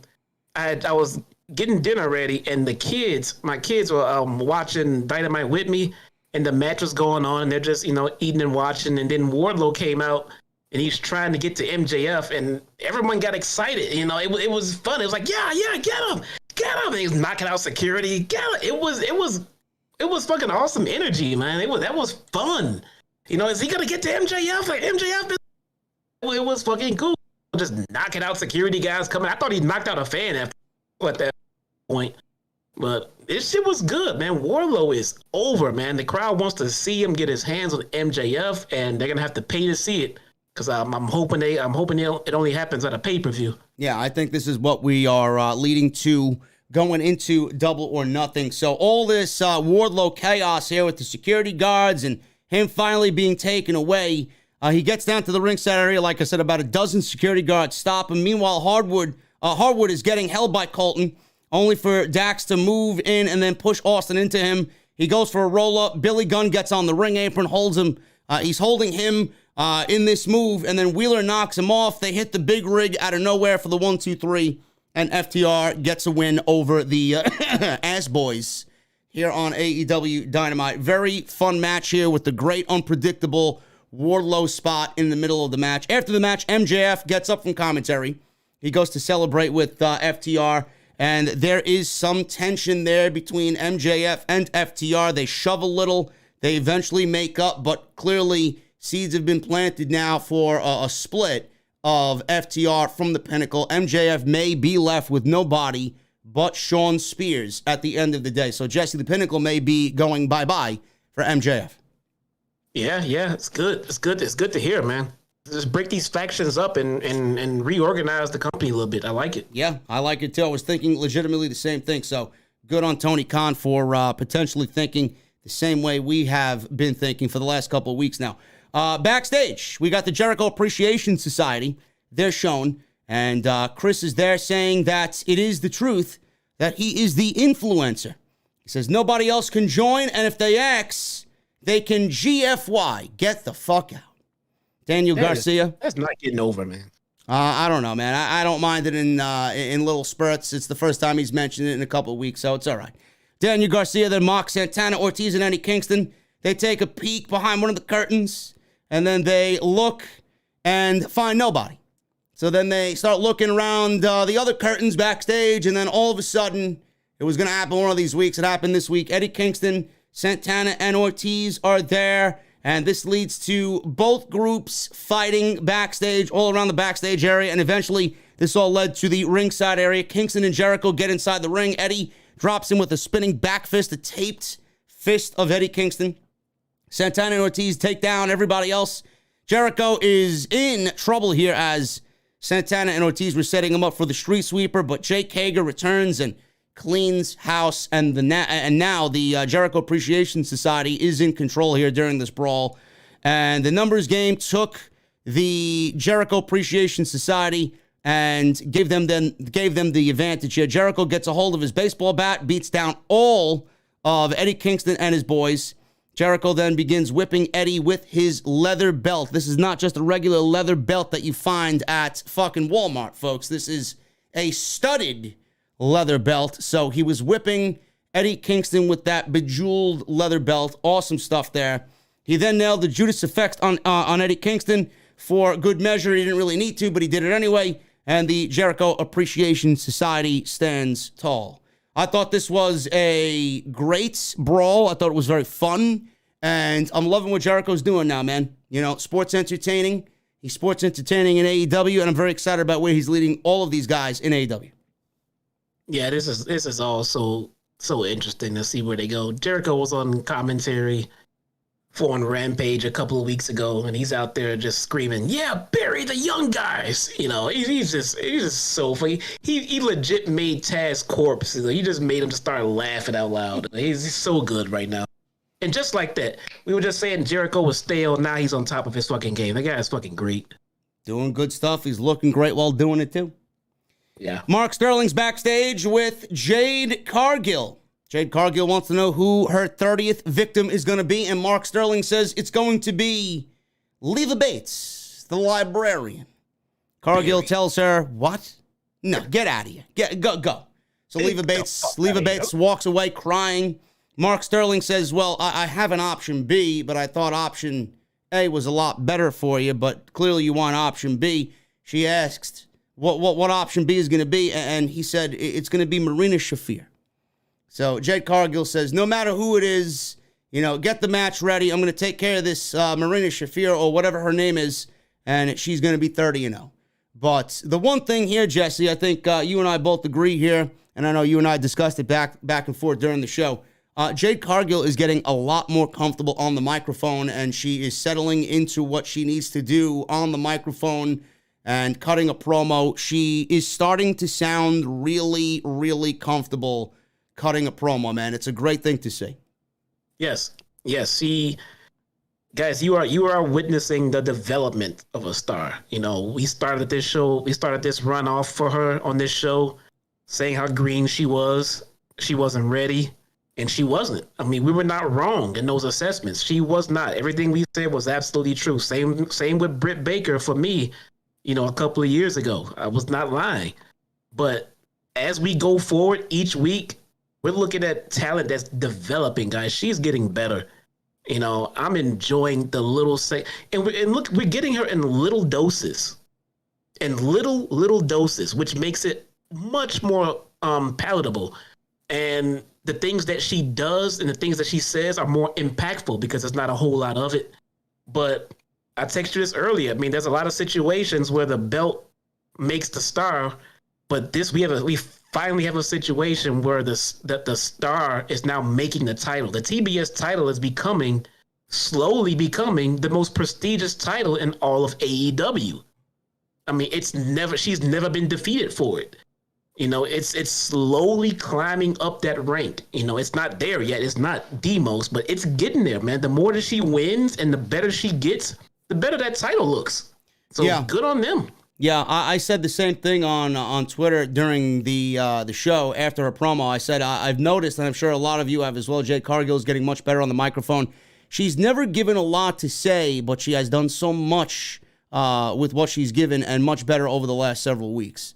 So yes. I like the fact that they do keep her very limited in what she says until she gets a little bit more comfortable.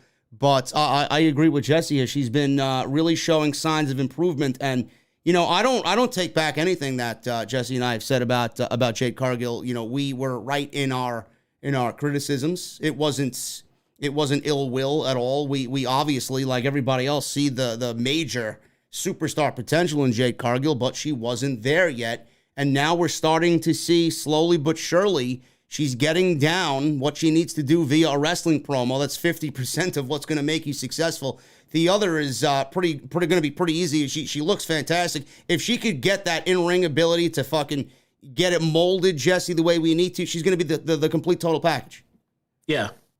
I mean, I cannot wait to see what that develops into in about 4 or 5 years. Yeah. Amazing. I would even say 2 to 3 years, bro. Yeah, she's probably gonna be fucking amazing at what she does by then. Yeah. And WWE is going to offer up the blank check, bro, to sign Jade Cargill. Watch. Guaranteed. Yeah, oh God, yeah. Tony Khan is not letting her go, man. I'll never forget at my first post-show scrum, I asked about Jade Cargill, and Tony Khan fucking, he shined like a light, bro. He was gleaming with fucking happiness. He even thanked the question. Thank you for asking about Jade Cargill. She's going to be a big deal and one of our biggest projects in AEW. He's not letting her go at all. Yeah.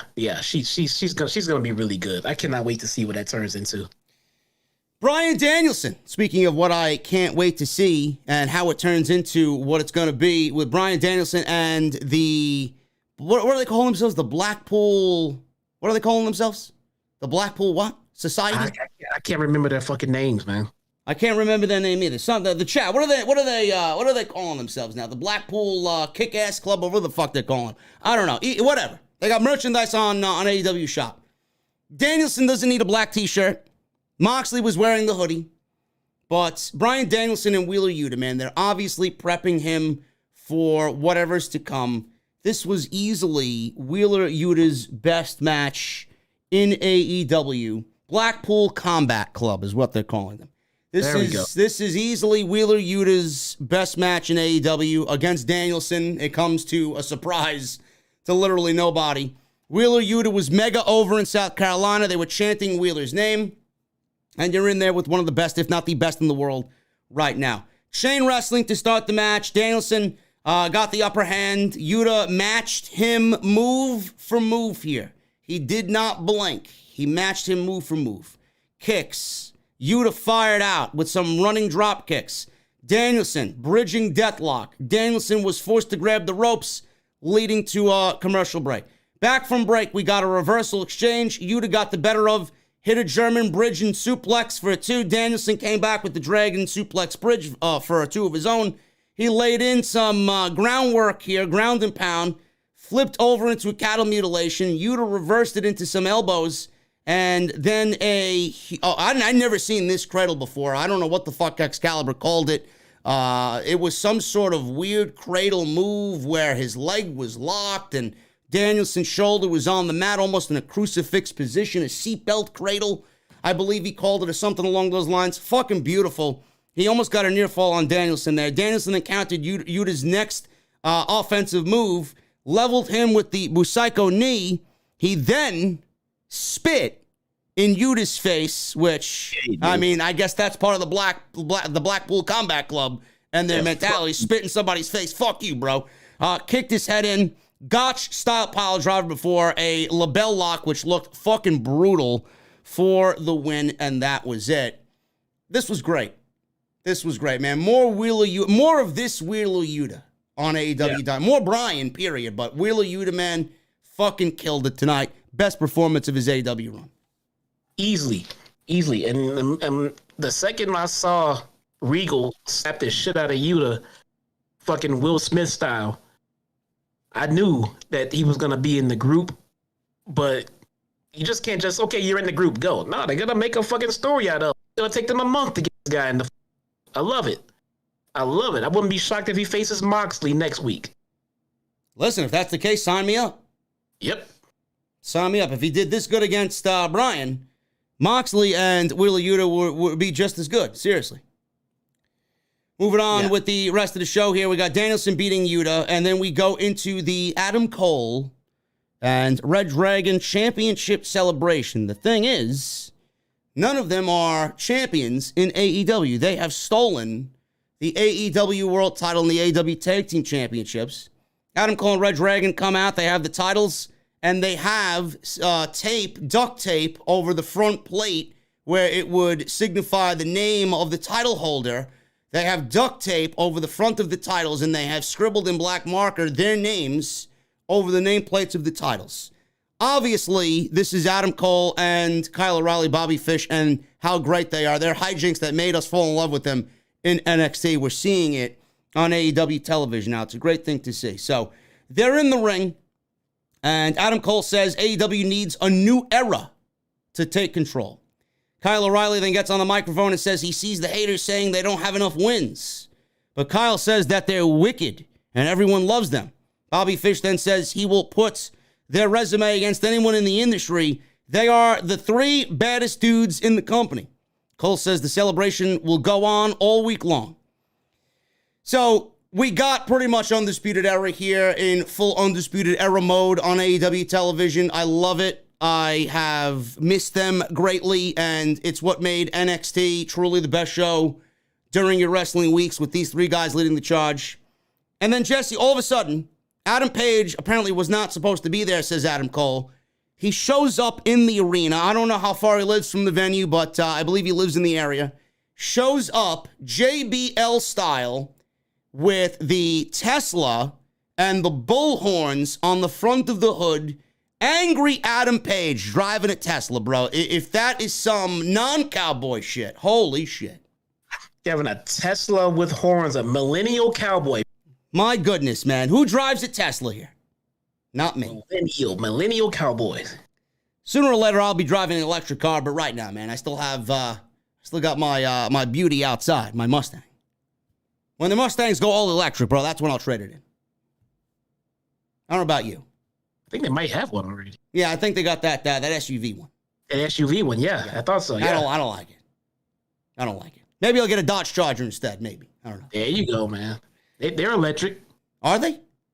Fuck no, he crazy. Adam Page, bro, listen, hook me up with a deal, man. Where'd you get your Tesla at? Adam, gas by the bucket loads, man. Yeah, we don't need that now. Adam Page arrives with this Tesla, and then he charges his way to the ring. He starts brawling with the Undisputed Elite. He then takes down Red Dragon, launches Cole across the ring. He goes for a buckshot lariat, butts.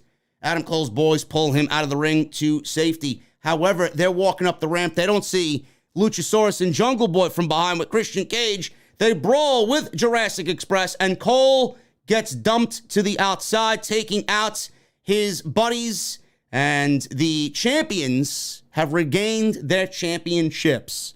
I love this. I'm looking forward to Cole and Page again, and I think it's going to be even better than the first. But it's so great to see the Undisputed Era again. I don't want to call them that, but that's what we know them as right now, the Undisputed Elite. So great to see the band back together, Jesse. It's truly what made NXT special when they were there, and it's almost like we're reliving the glory days of NXT on AEW television.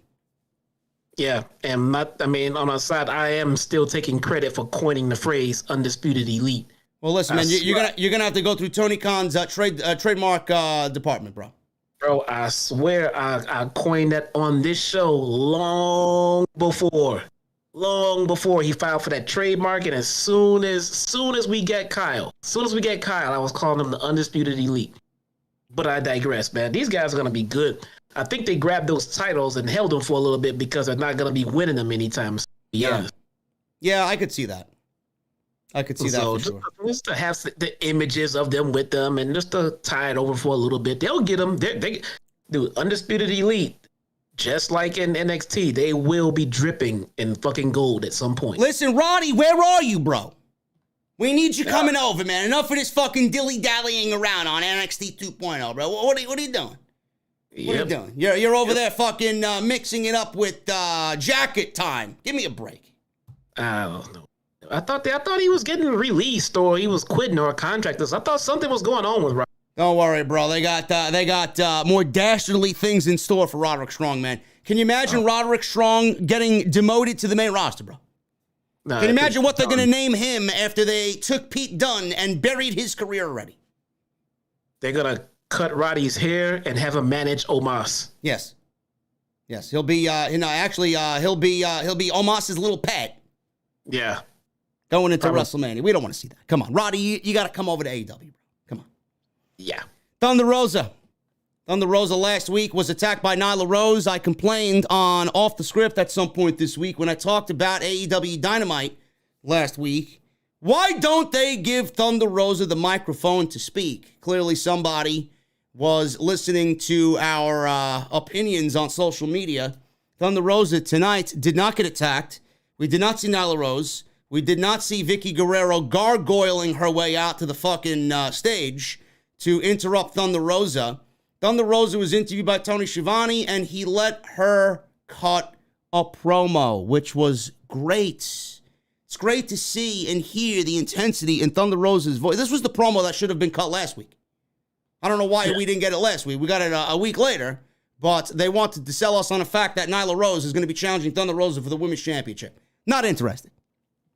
Yeah, I would have did that spot a little bit differently. I would have had Rosa come out and enjoy her celebration. Get the fucking balloons, bring the fucking mariachi band back, and have the whole ordeal, and give her a good 2 to 3 minutes in her celebration. Bro. And if Nyla Rose is the one that's gonna get it, we can't fucking stop it. Bro. I would have had Nyla come out and face to face her, man. Bro, does Thunder Rosa look like she has a good time, man? Does she look like she has a good time? Yes, she's all business. Yeah. She's enjoying. It's her championship celebration, bro. Bro, she's won the championship, man. You want her to have a good fucking time? The fuck's wrong with you? She's a baby face. This is not the time to go out for fucking tacos, bro. I mean, give me a break. She's a baby face. She should be out there smiling. Thank God she's not being managed by this fucking clown. This guy would have her lose the championship fucking whenever she defends it next. Yeah, Thunder Rosa, let's go out for tacos and dance the night away as we win the women's world championship. You'll have her fucking lose one match in. Bro, when Brock Lesnar come out, doesn't he smile? Yes, Brock Lesnar smiles, bro. That's the new initiative in WWE. Yeah. As far as I'm concerned, Brock could do whatever the fuck she wants. Whatever the hell he wants. Rhea Ripley. Who else? Braun Breaker. Don't forget Braun Breaker, bro. Oh, Braun Breaker smiling, man, on Monday Night Raw. I will beat you. Listen, man, Thunder Rosa's all business, man. You want her to start slacking now, man. God, all because you're a slacker doesn't mean Thunder Rosa has to be slacking. Bro, celebration of epic proportions, and then Nyla comes out, and I wouldn't attack, but get in her face and be like, get these fucking balloons out of here. Motherfucker, you got a title to defend and I'm next type deal. It would have been a little bit more impactful just attacking, even in speech, no promo. Bro, you know when she's going to celebrate? When you and I are together at one of these cons and we see Thunder Rosa and we pay for an autograph and a video or whatever they're selling that day. And she takes the world title and she bashes you over the head with it. And she'll start celebrating then. Then I could say, Miss Rosa, can we see a celebration now? Being that this guy wants you to celebrate. Yeah, she'll start by smiling. You know when she's not going to celebrate, bro? If you made her your tacos, that's when she won't be celebrating. She'll be living in heaven, bro. She'll be quite all right. Yeah, right. Sure. Thunder Rosa, she cut a very good promo, very passionate promo. I'd like to see more of this. This should have happened last week. She says it's a shame her accomplishments were cut short, but she is the champion and the first Mexican woman to do that. She fought her way to be the face of this division. She doesn't want to just be the face. She wants to be the face of all women's wrestling, period. Not just the face of the women's division in AEW. She thinks there is always going to be bullies who want to pull her down. She says pillars get knocked down. And I love this line. Pillars get knocked down, but foundations remain, and she will be the foundation of women's wrestling in AEW. Thunder says she is ready, and Rosa tells Nyla to use her words, or does she need Vicky to dumb it down for her? She wants to wrestle the best in the world, and she will defend the title when necessary. So I thought this was great. We did hear from Nyla Rose. She did say that she is coming for Thunder Rosa. Nyla Rose claimed that she is the foundation, and she refuses to be a footnote. She will cement her legacy in Thunder's blood, and she will be a genie. Abracadabra, bitch. Always got to throw the B word in there, bro. It's never an impactful promo without using the profanity, bitch. Did you say footnote? Footnote, yes. Okay, just wondering. Yes, I did say footnote, yes. Nyla Rose doesn't want to be a footnote in history, bro. The mic broke up. I wasn't sure if you said footnote. I mean, okay, it's all good. Go ahead. All right, you're going to be a footnote in Thunder Rosa's career, bro, if you keep it up, okay? Hey, and we may get Toni Storm involved, bro. Can you imagine Julia Hart, Thunder Rosa, and Toni Storm, along with Lee Johnson? Me and Lee Johnson will be in the back laughing, bro. We'll be drinking cold beverages with our glasses on. Yeah, man, that'll be a lot of feet for you to take care of. This fucking guy, man. Thunder Rosa and Nyla Rose, not too excited about it, but Thunder Rosa, she is going to roll on through, get the title victory, and going into Double or Nothing, bro. What's going to happen here? Who do you see Thunder Rosa defending that title against? Is it somebody on the active roster right now, or is it one of these newbies coming on in that Tony Khan is yet to sign to AEW? Did they announce what the winner of the Owen Cup is getting? They did not yet. No, I believe the finals are actually taking place at Double or Nothing, both men's and women's finals. All right, so the winner is getting a title shot after Double or Nothing. The winner's going to get a title match there. Yeah. Well, we don't know for what title, though. It could be Thunder Rosa or Jade Cargill. Correct. In the interim, when she's done with Nyla, I mean, I don't see how long they can put off this Serena Deeb match, man. You know, we need Serena Deeb and Thunder Rosa right now. Yes, that would be awesome. And now I have it on pretty good authority that is the match that she is hoping for. I hope so too. That's the type of match that Thunder Rosa wants as far as the champion is concerned. Yes, she wants to compete. Yes. You know what I'm saying? And Serena Deeb, man, she's been great. And where has she been? I don't think I've seen her in 2 weeks or so. I don't know, man. She cut that promo. I know. The last time we saw her, Sheeta came back and she was being beaten with a kendo stick. That was several weeks ago. I need Serena Deeb back on my fucking TV right away, bro. Yeah, I agree with that. She may be in this tournament. She may be in this Owen Hart tournament. Toni Storm is in the tournament. She qualified for the tournament. First woman to do that. She is now all elite. As we talked about earlier in the show, Jesse doesn't really think that she is the game changer like I think she is going to be. He's more concerned about what she is going to be doing after the honeymoon phase dies down. But I don't think this is going to be one of those types of situations here. She is now all elite. Jesse, I don't really recognize Miss Storm without cream pies to the face. You know, maybe we should enlist Bruce Pritchard as head of creative for AEW, man. I can't seem to recognize her. Bro, you are making this way too easy for me. Way too easy for me, man. Listen, man, the woman's happy. I say it in a joking way because the last time we saw her, man, she was getting embarrassed by Charlotte Flair, pies to the face, a fucking SmackDown Women's Championship with the caliber of women that are battling over the title, and that's the premise of the storyline, pies to the face. So Toni Storm back in AEW. She looks a lot leaner. She looks in great shape. She looks absolutely fantastic. She's got a new lease on life. She looked happy to be there. And she was in the ring with the bunny. And this wasn't terrible. Not a big fan of the bunny per se. I was more here to see Toni Storm wrestle. But Bunny avoided a shoulder tackle, kicked Storm through the ropes, hit a clothesline out to the floor. Storm is in trouble early on. Storm came back with a lariat. She caught a thrust kick and hit her signature headbutt, followed by her hip attack and a big boot.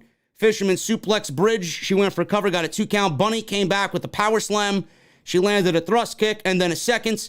And she went for cover, got a 2 count.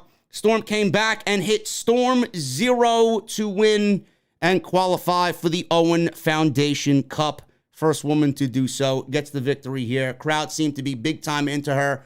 Did not really get a good ear on the theme music yet. I'm assuming they'll release that on YouTube in the days to come. But it definitely seemed like it fit Toni's entire persona.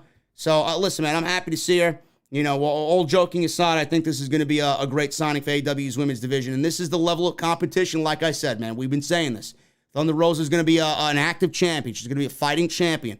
This is the type of caliber athlete, performer, wrestler that I want AEW to go out and sign. And I do think that Thunder Rosa leading this division is going to be very different with this type of talent compared to what Britt Baker did with that AEW Women's Championship. It is. I can't wait to see how they the direction they go with her title reigns. It should be really good. Guys, get those super chats in. JD has to be able to afford that OnlyFans account. Man. Listen, man, I am not a subscriber to the OF, bro. I don't know what you're talking about, man. Now, here's what I want to know. Do they charge more for the foot fetish pics, or is it the same price? Bro, I wouldn't know, man. I don't know what the fuck's going on over there. Oh, okay. You don't know. I'm a busy man, man. I'm making content. I'm doing 2K. I got Hog, right? I got House of Glory coming out. I don't have time to fucking meddle in this OF stuff, bro. But good for her. Yeah, you know, maybe anybody got Ryan Satin's number on speed dial, man. Maybe we could ask him, since he's so concerned about how much money Toni Storm's making, right? Maybe Ryan Satin has a subscription, bro. Maybe I should hit him up, see what's going on over there. Get the inside scoop. I heard a report that him and his fucked up haircut. Toni Storm has made more money on her OnlyFans than any other wrestler in the company, and she only has one subscriber, bro. Who would that be, bro? Ryan Satin, I'm assuming, right? Oh, well, I mean, no. Ryan Satin's, I know it. It's Ryan Satin's barber. It's got to be.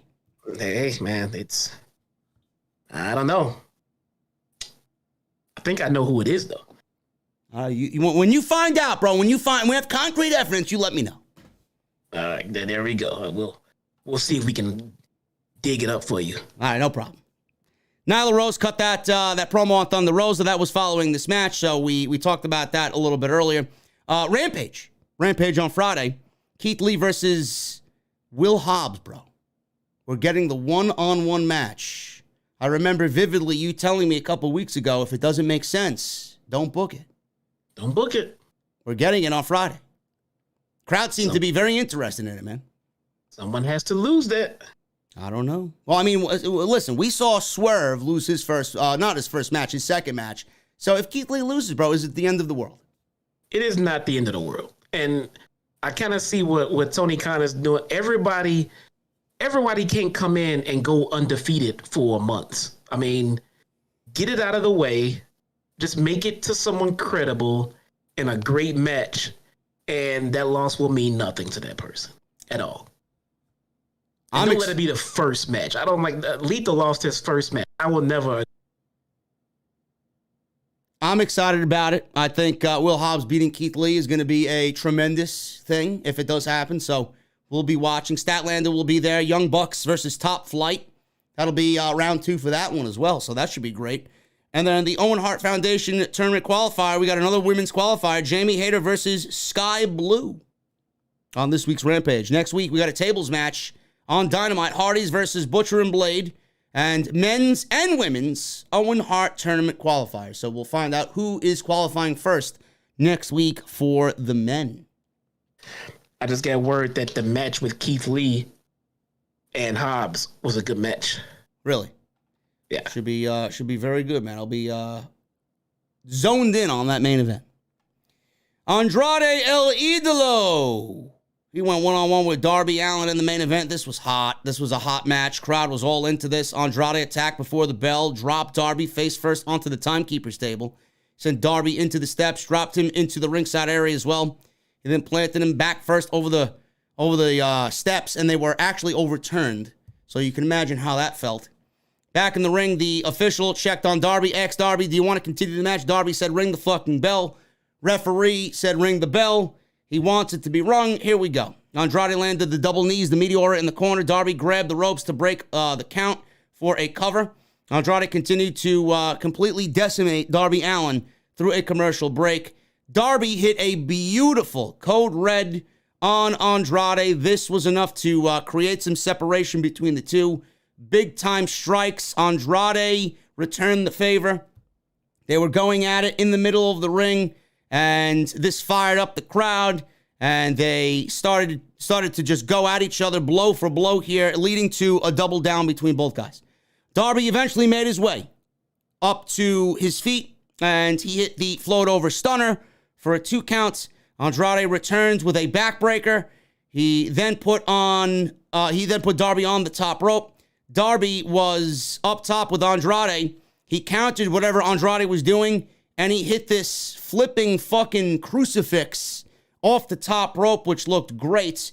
He then locked on the Fujiwara armbar. All of a sudden, Jose, Andrade's assistant, came down. He was immediately taken out by Sting, who was sitting somewhere in the back, and immediately took him out. Butcher and Blade then came from behind Sting and attacked Sting and took him out. So they took him out around the timekeeper's area. Darby takes a breather from the match, goes up top. He jumps on Jose, Butcher, and Blade and takes all 3 of them out with a big suicide dive off the top rope. Back inside, Andrade hits a buckle spine buster because he took Darby off of this distraction. Buckle spine buster and the implant DDT for the 1, 2, 3. Andrade gets the victory on Dynamite in the main event. After the match, the Andrade family office continued to beat down Darby and Sting. Private Party came down. It was a 6-on-2 fight. The Hardys music plays. Crowd goes crazy. They sent the Andrade family office packing here, and a twist of fate and a absolutely devastating Swanton bomb on Mark Quinn to end the show, and that is the way Dynamite went off the air. Some fun stuff there at the end. Great match with Andrade and Darby. It's exactly what I want to see out of a main event match on AEW TV. Andrade, man, is so good. I think we've known this for years. He should be a lot better off where he is on Dynamite right now. The Andrade family office needs to go. I don't see any similarities between anybody in that group. Andrade is just better off on his own. A top-level performer in the entire industry is Andrade, bro. I mean, we can say it time and time again. He needs to break away, and he needs to be amongst the elite in this company. Yeah, this was a much-needed quality win for Andrade. Darby can eat this L and not skip a goddamn beat. So, but Andrade is he's floundering, man. He's trying to stay afloat. They've got to book him stronger. Get him away from this faction, man. Please, it's gotta go. Yeah. It's not working, and it's only bringing him down. Yeah, this guy is fantastic. This guy is capable of a 5-star match with any damn one who's also capable of one. Anyone. So, I don't know. I mean, I know that there is a language barrier, and for that he needs a manager, and they have one for him. This guy has a mouthpiece that doesn't talk for him. He has to be the worst absolute fucking manager I've ever seen. You don't need him if he's not doing the majority of the talking. I'm not saying that Andrade can't talk at all, but he's doing the majority of the talking. It's bass backwards. He should be doing Andrade talks more than Jade Cargill right now. Let that shit sink in. You know, man, Andrade should be vying for that TNT title, bro. Scorpio Sky is great, but Andrade, can you imagine Andrade with the TNT championship, man? And then guys like Malachi and Pac and Jay Lethal going after can you imagine Andrade versus Jay Lethal, bro? Holy shit. The level of matches that are there for Andrade at a top level with the TNT title on the line, man. That's where he needs to be. I know the main events, he's good enough to be world champion, but the main event scene right now is, it's specific, and Tony Khan's got plans for that, but Jesus fucking Christ, man, if he's not TNT champion by the end of the year, something's really fucking wrong here. I'm even thinking outside of that box a little bit. What about Andrade versus a Wheeler Yuta? Yeah. I mean, think about that shit, man. A baby face, a hot baby face, Wheeler Yuta, after he gets himself established in the program he's doing. Yeah. Put him in the fucking ring with Andrade. There's just a lot that could be done there. It's a shame that they haven't really, got him to that point, but hopefully it happens. Yeah. Hey, I got the outcome and the results from that Keith Lee and Hobbs match.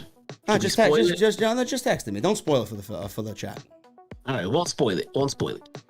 All right, guys, thank you so very much for stopping by the channel today, man. We had a lot to talk about on Dynamite tonight in the post show. Hopefully you enjoyed it. Hit that thumbs up, man. We got 1,000 likes. Thank you so much, guys. Great night tonight. Hit the goal of 1,000 likes. Continue to hit that thumbs up if you guys are in the chat and have not done so. Go check out all the other videos that you might have missed on the channel. Today's extra was 30 minutes long, talking Shane McMahon and him being at WrestleMania. Talking about Toni Storm as well and why AEW prioritized Toni Storm over Athena. We talked about that. So go check that out. Follow me on social media at JDfromNY206. That's Twitter and Instagram. You guys want to go follow Jesse. You see his ad on the screen right there. Chi-Town Smart on Twitter. Make sure you guys hit that subscribe button down below. Turn on the bell for notifications. And make sure you guys hit up my sponsor tonight. That is Audible. audibletrial.com/script. 30 days free of their service. And 1 free audiobook of your choice. We are going to start at the top with the super chats. D Bastardo with a $2 super chat. Thank you, brother. You guys can still get the super chats in, man. It's last call in the venue. D Bastardo with a $2 super chat. AEW main events are week to week. Need longer builds. I don't know what you mean about that, Bastardo. You're getting longer builds, man. Tony Khan puts whoever he wants in the main events. If he wants to get somebody over and he wants to showcase somebody, he'll put them in the main event. It doesn't need to be a long-winded feud. That happens in the main event. Yeah. Joseph Taylor with a $5 super chat. Jesse, I know you're subscribed to Toni Storm's OnlyFans page. Yeah. No. Toni Storm was not my cup of tea, bro. It was someone else's. Jesse is a bullshit artist. Yeah. D Bastardo with a $2 super chat. Most Wednesday main events. Tonight's was a decent build. Jay Patterson with a $2 super chat. I don't know about Slim Tony. She lost that cake. Patterson, I don't know what the fuck your problem is, bro. Why are you complaining, bro? Well, she did look a little bit smaller, but let's wait till she puts her shorts on. We don't know. We don't know yet. I don't understand the problem here. We don't know yet. We'll see. Yeezus with a $19.99 super chat. Andrade and Darby should have been the feud for the TNT title with El Idolo winning it. What a banger of a match. Yes, that's something that I do think will happen eventually for a title, whether it's the world title or the TNT title. Yes, they worked incredibly well together. But Andrade works well with anybody, man, and Darby is just a fucking machine. So, Hector Flores. Oh my goodness, Hector Flores with a $1.99 super chat. I even got WWE 2K22 characters now. Super chat me, bro. I happen to think Jesse's tacos are great, says Hector Flores with the $1.99 super chat. See? You have, bro, is that your burner account? Bro, my tacos are more over than you. This is Jesse's burner account, Hector Flores. Jay Coyle with a $2 UK super chat. Titus, we don't need any pies tonight. We don't need any pies, man. I had enough fucking pie. Bruce supplied enough pie for the rest of the year, man. All Elite Fleet with a new membership. Thank you so much, brother. What are you drinking tonight? Joining the VIP club, man. We have over 500 VIP channel members. Awesome. Tony Brown with a $9.99 super chat. This may be Tony Brown's greatest comment of all time. Toni Storm is hotter than Sasha Banks. I don't know, man. You're playing with fire with that one. But I'd have to agree. Toni Storm and Sasha Banks. Sounds like Toni Storm's fucking fantasy, bro. Yes, I was just about to say. Yeah, there you go.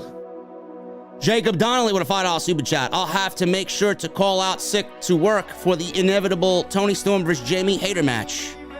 Oh my goodness, man. Oh, wow. Talking about Tony Brown. Tony Brown may have a fucking heart attack if that's the case.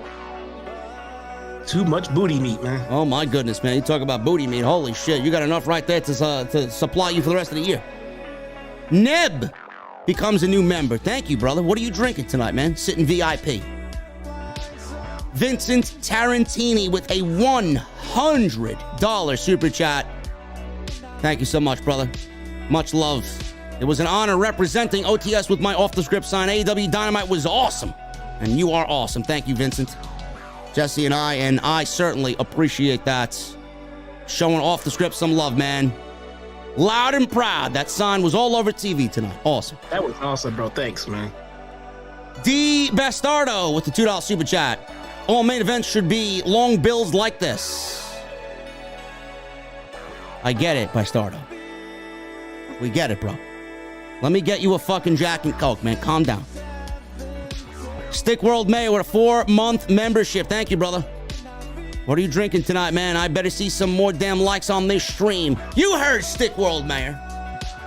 Don't let him down, chat. Tony Brown for the $4.99 super chat. I only super chat you, JD. Thank you, Tony Brown. We appreciate you here, man. You're a VIP for life, Tony Brown. Brian Bottis with a Canadian $5 super chat. Toni Storm looks amazing. Wasn't thrilled with the booking. Way too competitive. Tony should have squashed the rabbit. Thanks for your hard work. Hashtag OTS for life. You know, listen, the last time we saw Toni Storm in a tournament, man, she was losing to Zelina Vega in 90 seconds. I think this and what happened tonight was fine.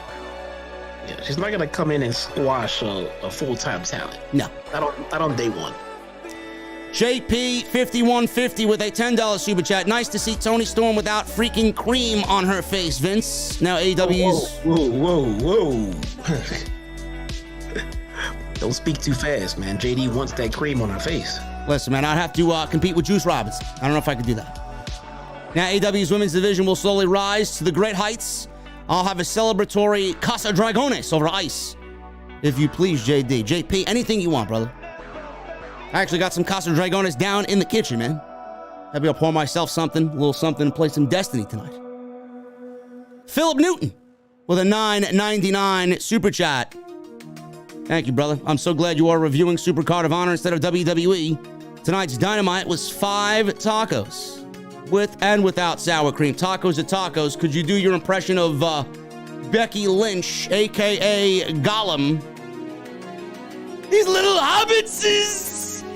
My precious! She wasn't too bad on Monday night, though. She got her hair cut, which... I know Jesse and I talked about this, bro. I don't see Becky Lynch and how possibly she can go into WrestleMania losing this match after she got her ass kicked and her hair cut. I mean, it still wouldn't be bad as go out there and losing at SummerSlam in 26 seconds, but... And maybe they do the competitive match and she still loses. I just don't see her losing after all that. Philip Newton. Thank you so much, brother. Michael Mirza with a $10 super chat. JD, Jesse, how you doing, my boys?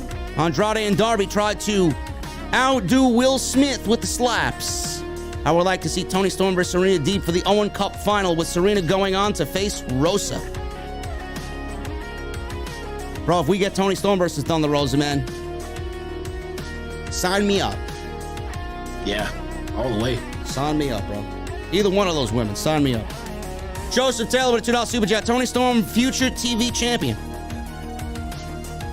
You mean TBS champion? AEW Women's champion? She's going to be a champion regardless. One or the other. Reverend Davey Thompson with a $2 super chat. Toni looked awesome tonight. Indeed she did. Mr. Thompson. Joseph Taylor with a $2 super chat. Toni Storm, future TBS Women's champion, you meant. Okay. Yeah, either one, bro. One or the other. All Elite Fleet with a $5 super chat. Thank you, brother. Please bring in the trios titles soon. It's going to be this year, man. Mr. TKO with a $5 super chat. Punk and Cole keep getting each other's way with Punk gaining the advantage. MJF screws over Punk in the end, helping Paige get the win. Nah, I think they're done. Yeah, they're done for now. MJF has too much Wardlow to take care of. Yep. Dr. Strangelove with a 2-month membership. Thank you so much, brother. What are your thoughts on Jack Nicholson? Jack Nicholson was the second best Joker in the franchise history. Nobody's better than Heath Ledger, bro. Yeah. Agreed. Justin Striplin with a $9.99 super chat. The Hardys and the Bucks have been teasing a future feud on Being the Elite. Should the feud be for the tag team titles or not? And should AEW book the match for either Double or Nothing or All Out? That's a good question, man. If Life moves pretty fast. the Hardys are going to beat any tag team, man, it may be the Bucks for the tag team titles. you could miss it. I could see that being the case. I don't know what Jesse thinks. Yeah, I don't know. It may be Red Dragon for all we know. Who the fuck knows? It may be Santana and Ortiz. Who knows? Look, the Hardys want to be champions before they go. Great. I just don't know who they're supposed to be. I don't know. There are so many great tag teams that I don't want to see get buried. So I don't know. Thank you, Justin. Spirit of the Wolf with a 7-month membership. Thank you, brother. You guys are a riot. Love your commentary. Thank you, man. P. Mac with a $5 super chat. Kind of down. I'm standing in line to go into the 40 Club on Sunday. I tried to turn around, but these jerks behind me won't leave me alone. Or won't let me leave. I don't know. Who won't leave you alone, bro? And who won't let you leave? What are you talking about? I don't know. Happy 40th. Happy 40, man. It's not that bad. Jedi Joker with an 11-month membership, man. Can't stay long. I'm at work just showing some love to the kings of the IWC. Thank you, brother. I'm going to Dynamite with my brother, Golden Boy, on April 27th. I can't wait.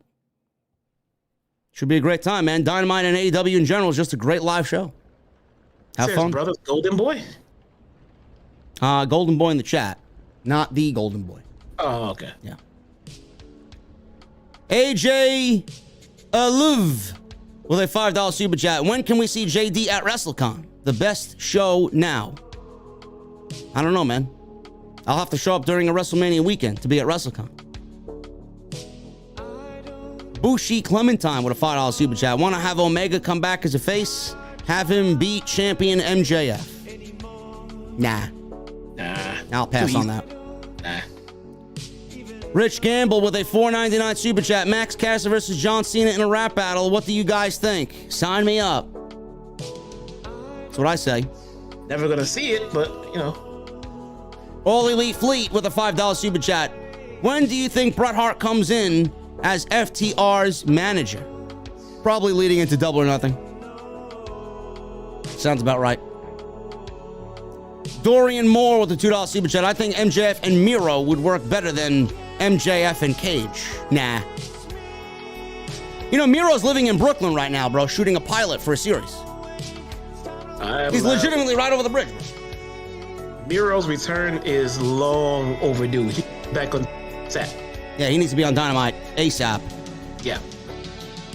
Miro works better alone, bro. If not alone with CJ. Yeah. The one called Sash with a $19.99 super chat. Deeb is out with flu symptoms. Tony Khan mentioned it on today's episode of Busted Open. There you go. There we go. Okay. There you go. Can't be too cautious, bro. Get well soon. Get your ass back in that ring. Oh yeah. Michael Mirza with the $10 super chat. I think we could have Jamie Hayter challenge Rosa before we get to Deeb. She's 3-0 this year. We could have Baker get jealous that Hayter is moving on to the title. That sets up Baker versus Hayter after. Oh, that's the next feud for them. Yeah, I don't hate that at all. I think that's a solid idea there, Michael Mirza. Yeah, that's already done. That's gonna be Baker and Hayter. Oh yeah. Huge Erection. Still love the name, brother. $4.99 super chat. JD, my man, you're my favorite asexual. Very good show tonight. My only concern is Jeff runs like an old man and always grabs his back.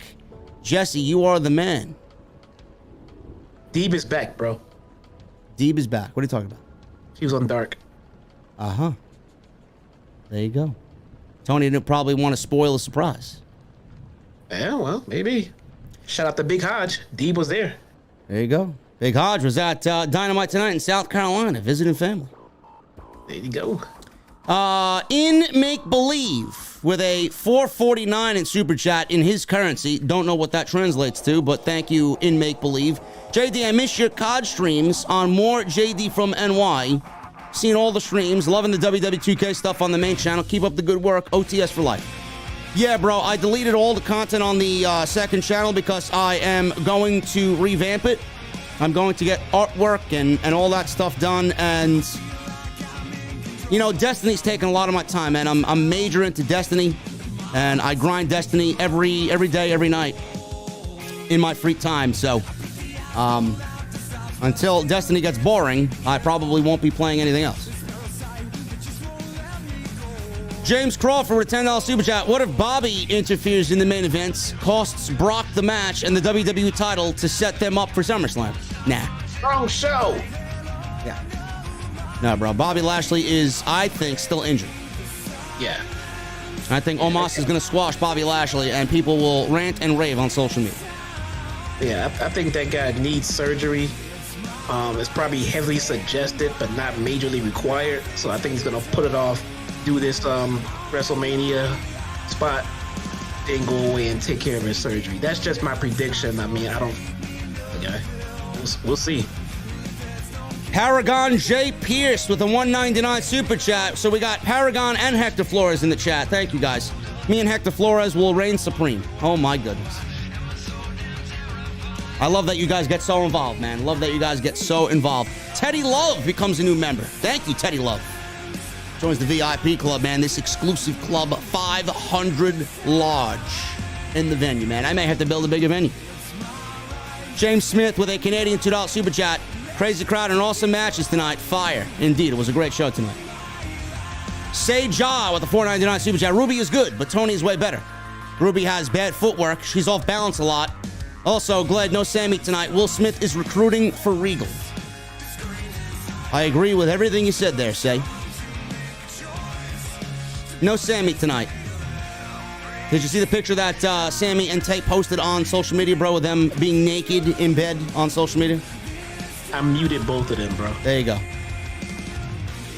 Golden Boy with a $2 super chat. Pen to paper. It's over. Mr. 9 to 5. You know it, brother.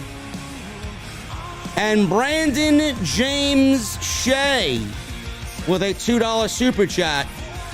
When is Penelope Ford coming back? I don't know, bro. She may be one of those people that Tony Khan just lets the contract expire. I don't know, man. We'll see. I never found anything redeeming about Penelope Ford anyway. Same thing with Kip Sabian. They could go somewhere else, for all I care. Yeah. All right, we're all out of time here, guys. We're all through the super chats. What did you think of Jesse's sound quality tonight, man? I'm working on it, guys. Hopefully it got better. Hopefully it was less offensive. Was this the best that Jesse has sounded, minus the feedback issue, which now I know he knows how to take care of that for next week? So maybe next week we'll have a show without a problem? Hopefully. I thought he sounded great tonight, man. Want to hear more of my quality sound? Join me on my channel. There you go. James Smith with the Canadian $2 super chat. It was a joke on Sammy's vlog, I think. What was the joke? I don't know. They showed up tonight on Rampage, Sammy and Tay. I won't spoil what they did, but they did show back up on Rampage. Listen, bro, you're gonna sweep and mop the floors for me tonight, right? Yeah, bro. Yeah, I'll get right on that, man. All right, cool, yeah. And then listen, I need you to go investigate this one subscriber for OnlyFans, man. I believe it may be Sad. Oh, I know who it is. Guys, if you have not, again, please, if you could, do me a favor, tweet at Real Armando, haha. That's Armando Alejandro Estrada. That's legit him, not a troll. He is a friend of mine. Tweet him to acknowledge me, please. Everyone, if you have Twitter, do it. Armando Estrada. Armando Alejandro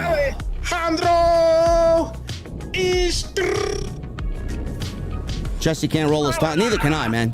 I should be talking. Maybe we should get Thunder Rosa to teach Jesse how to roll the tongue. Oh my God. Roll the R's, bro. Oh my God. Anyway, guys, I appreciate you joining me tonight. I don't know, man. I'm thinking about doing a WrestleMania preview and predictions live stream tomorrow. I don't really know, man. I don't think people care about it, so I may not do it. I don't know what I'm doing tomorrow. Where's all the WrestleMania traffic, man? I don't know, man. I don't see it. What the hell? I'm just glad March is over, man. March was a bad month. Oh, my God. Anyway, guys, follow me on social media at JDfromNY206. Hit that subscribe button. Continue to hit that thumbs up. Thank you for all the super chats. Thank you for all the memberships tonight. It's going to be a busy week, guys. Thursday, Friday, Saturday, Sunday, Monday. WrestleMania weekend is almost here. But before we get out of here, guys, I need 2 things from you. Number 1, I need those guitar emojis in the chat. And number 2, when that guitar solo comes on, man, you hear those sounds of Pilot. I need that music on max. Jesse and I will see you next week, and I'll see you doing something tomorrow, and I'll be back live for Ring of Honor, Supercard of Honor, right here on Off the Script from the OTS venue, guys. I'll see you later. Peace.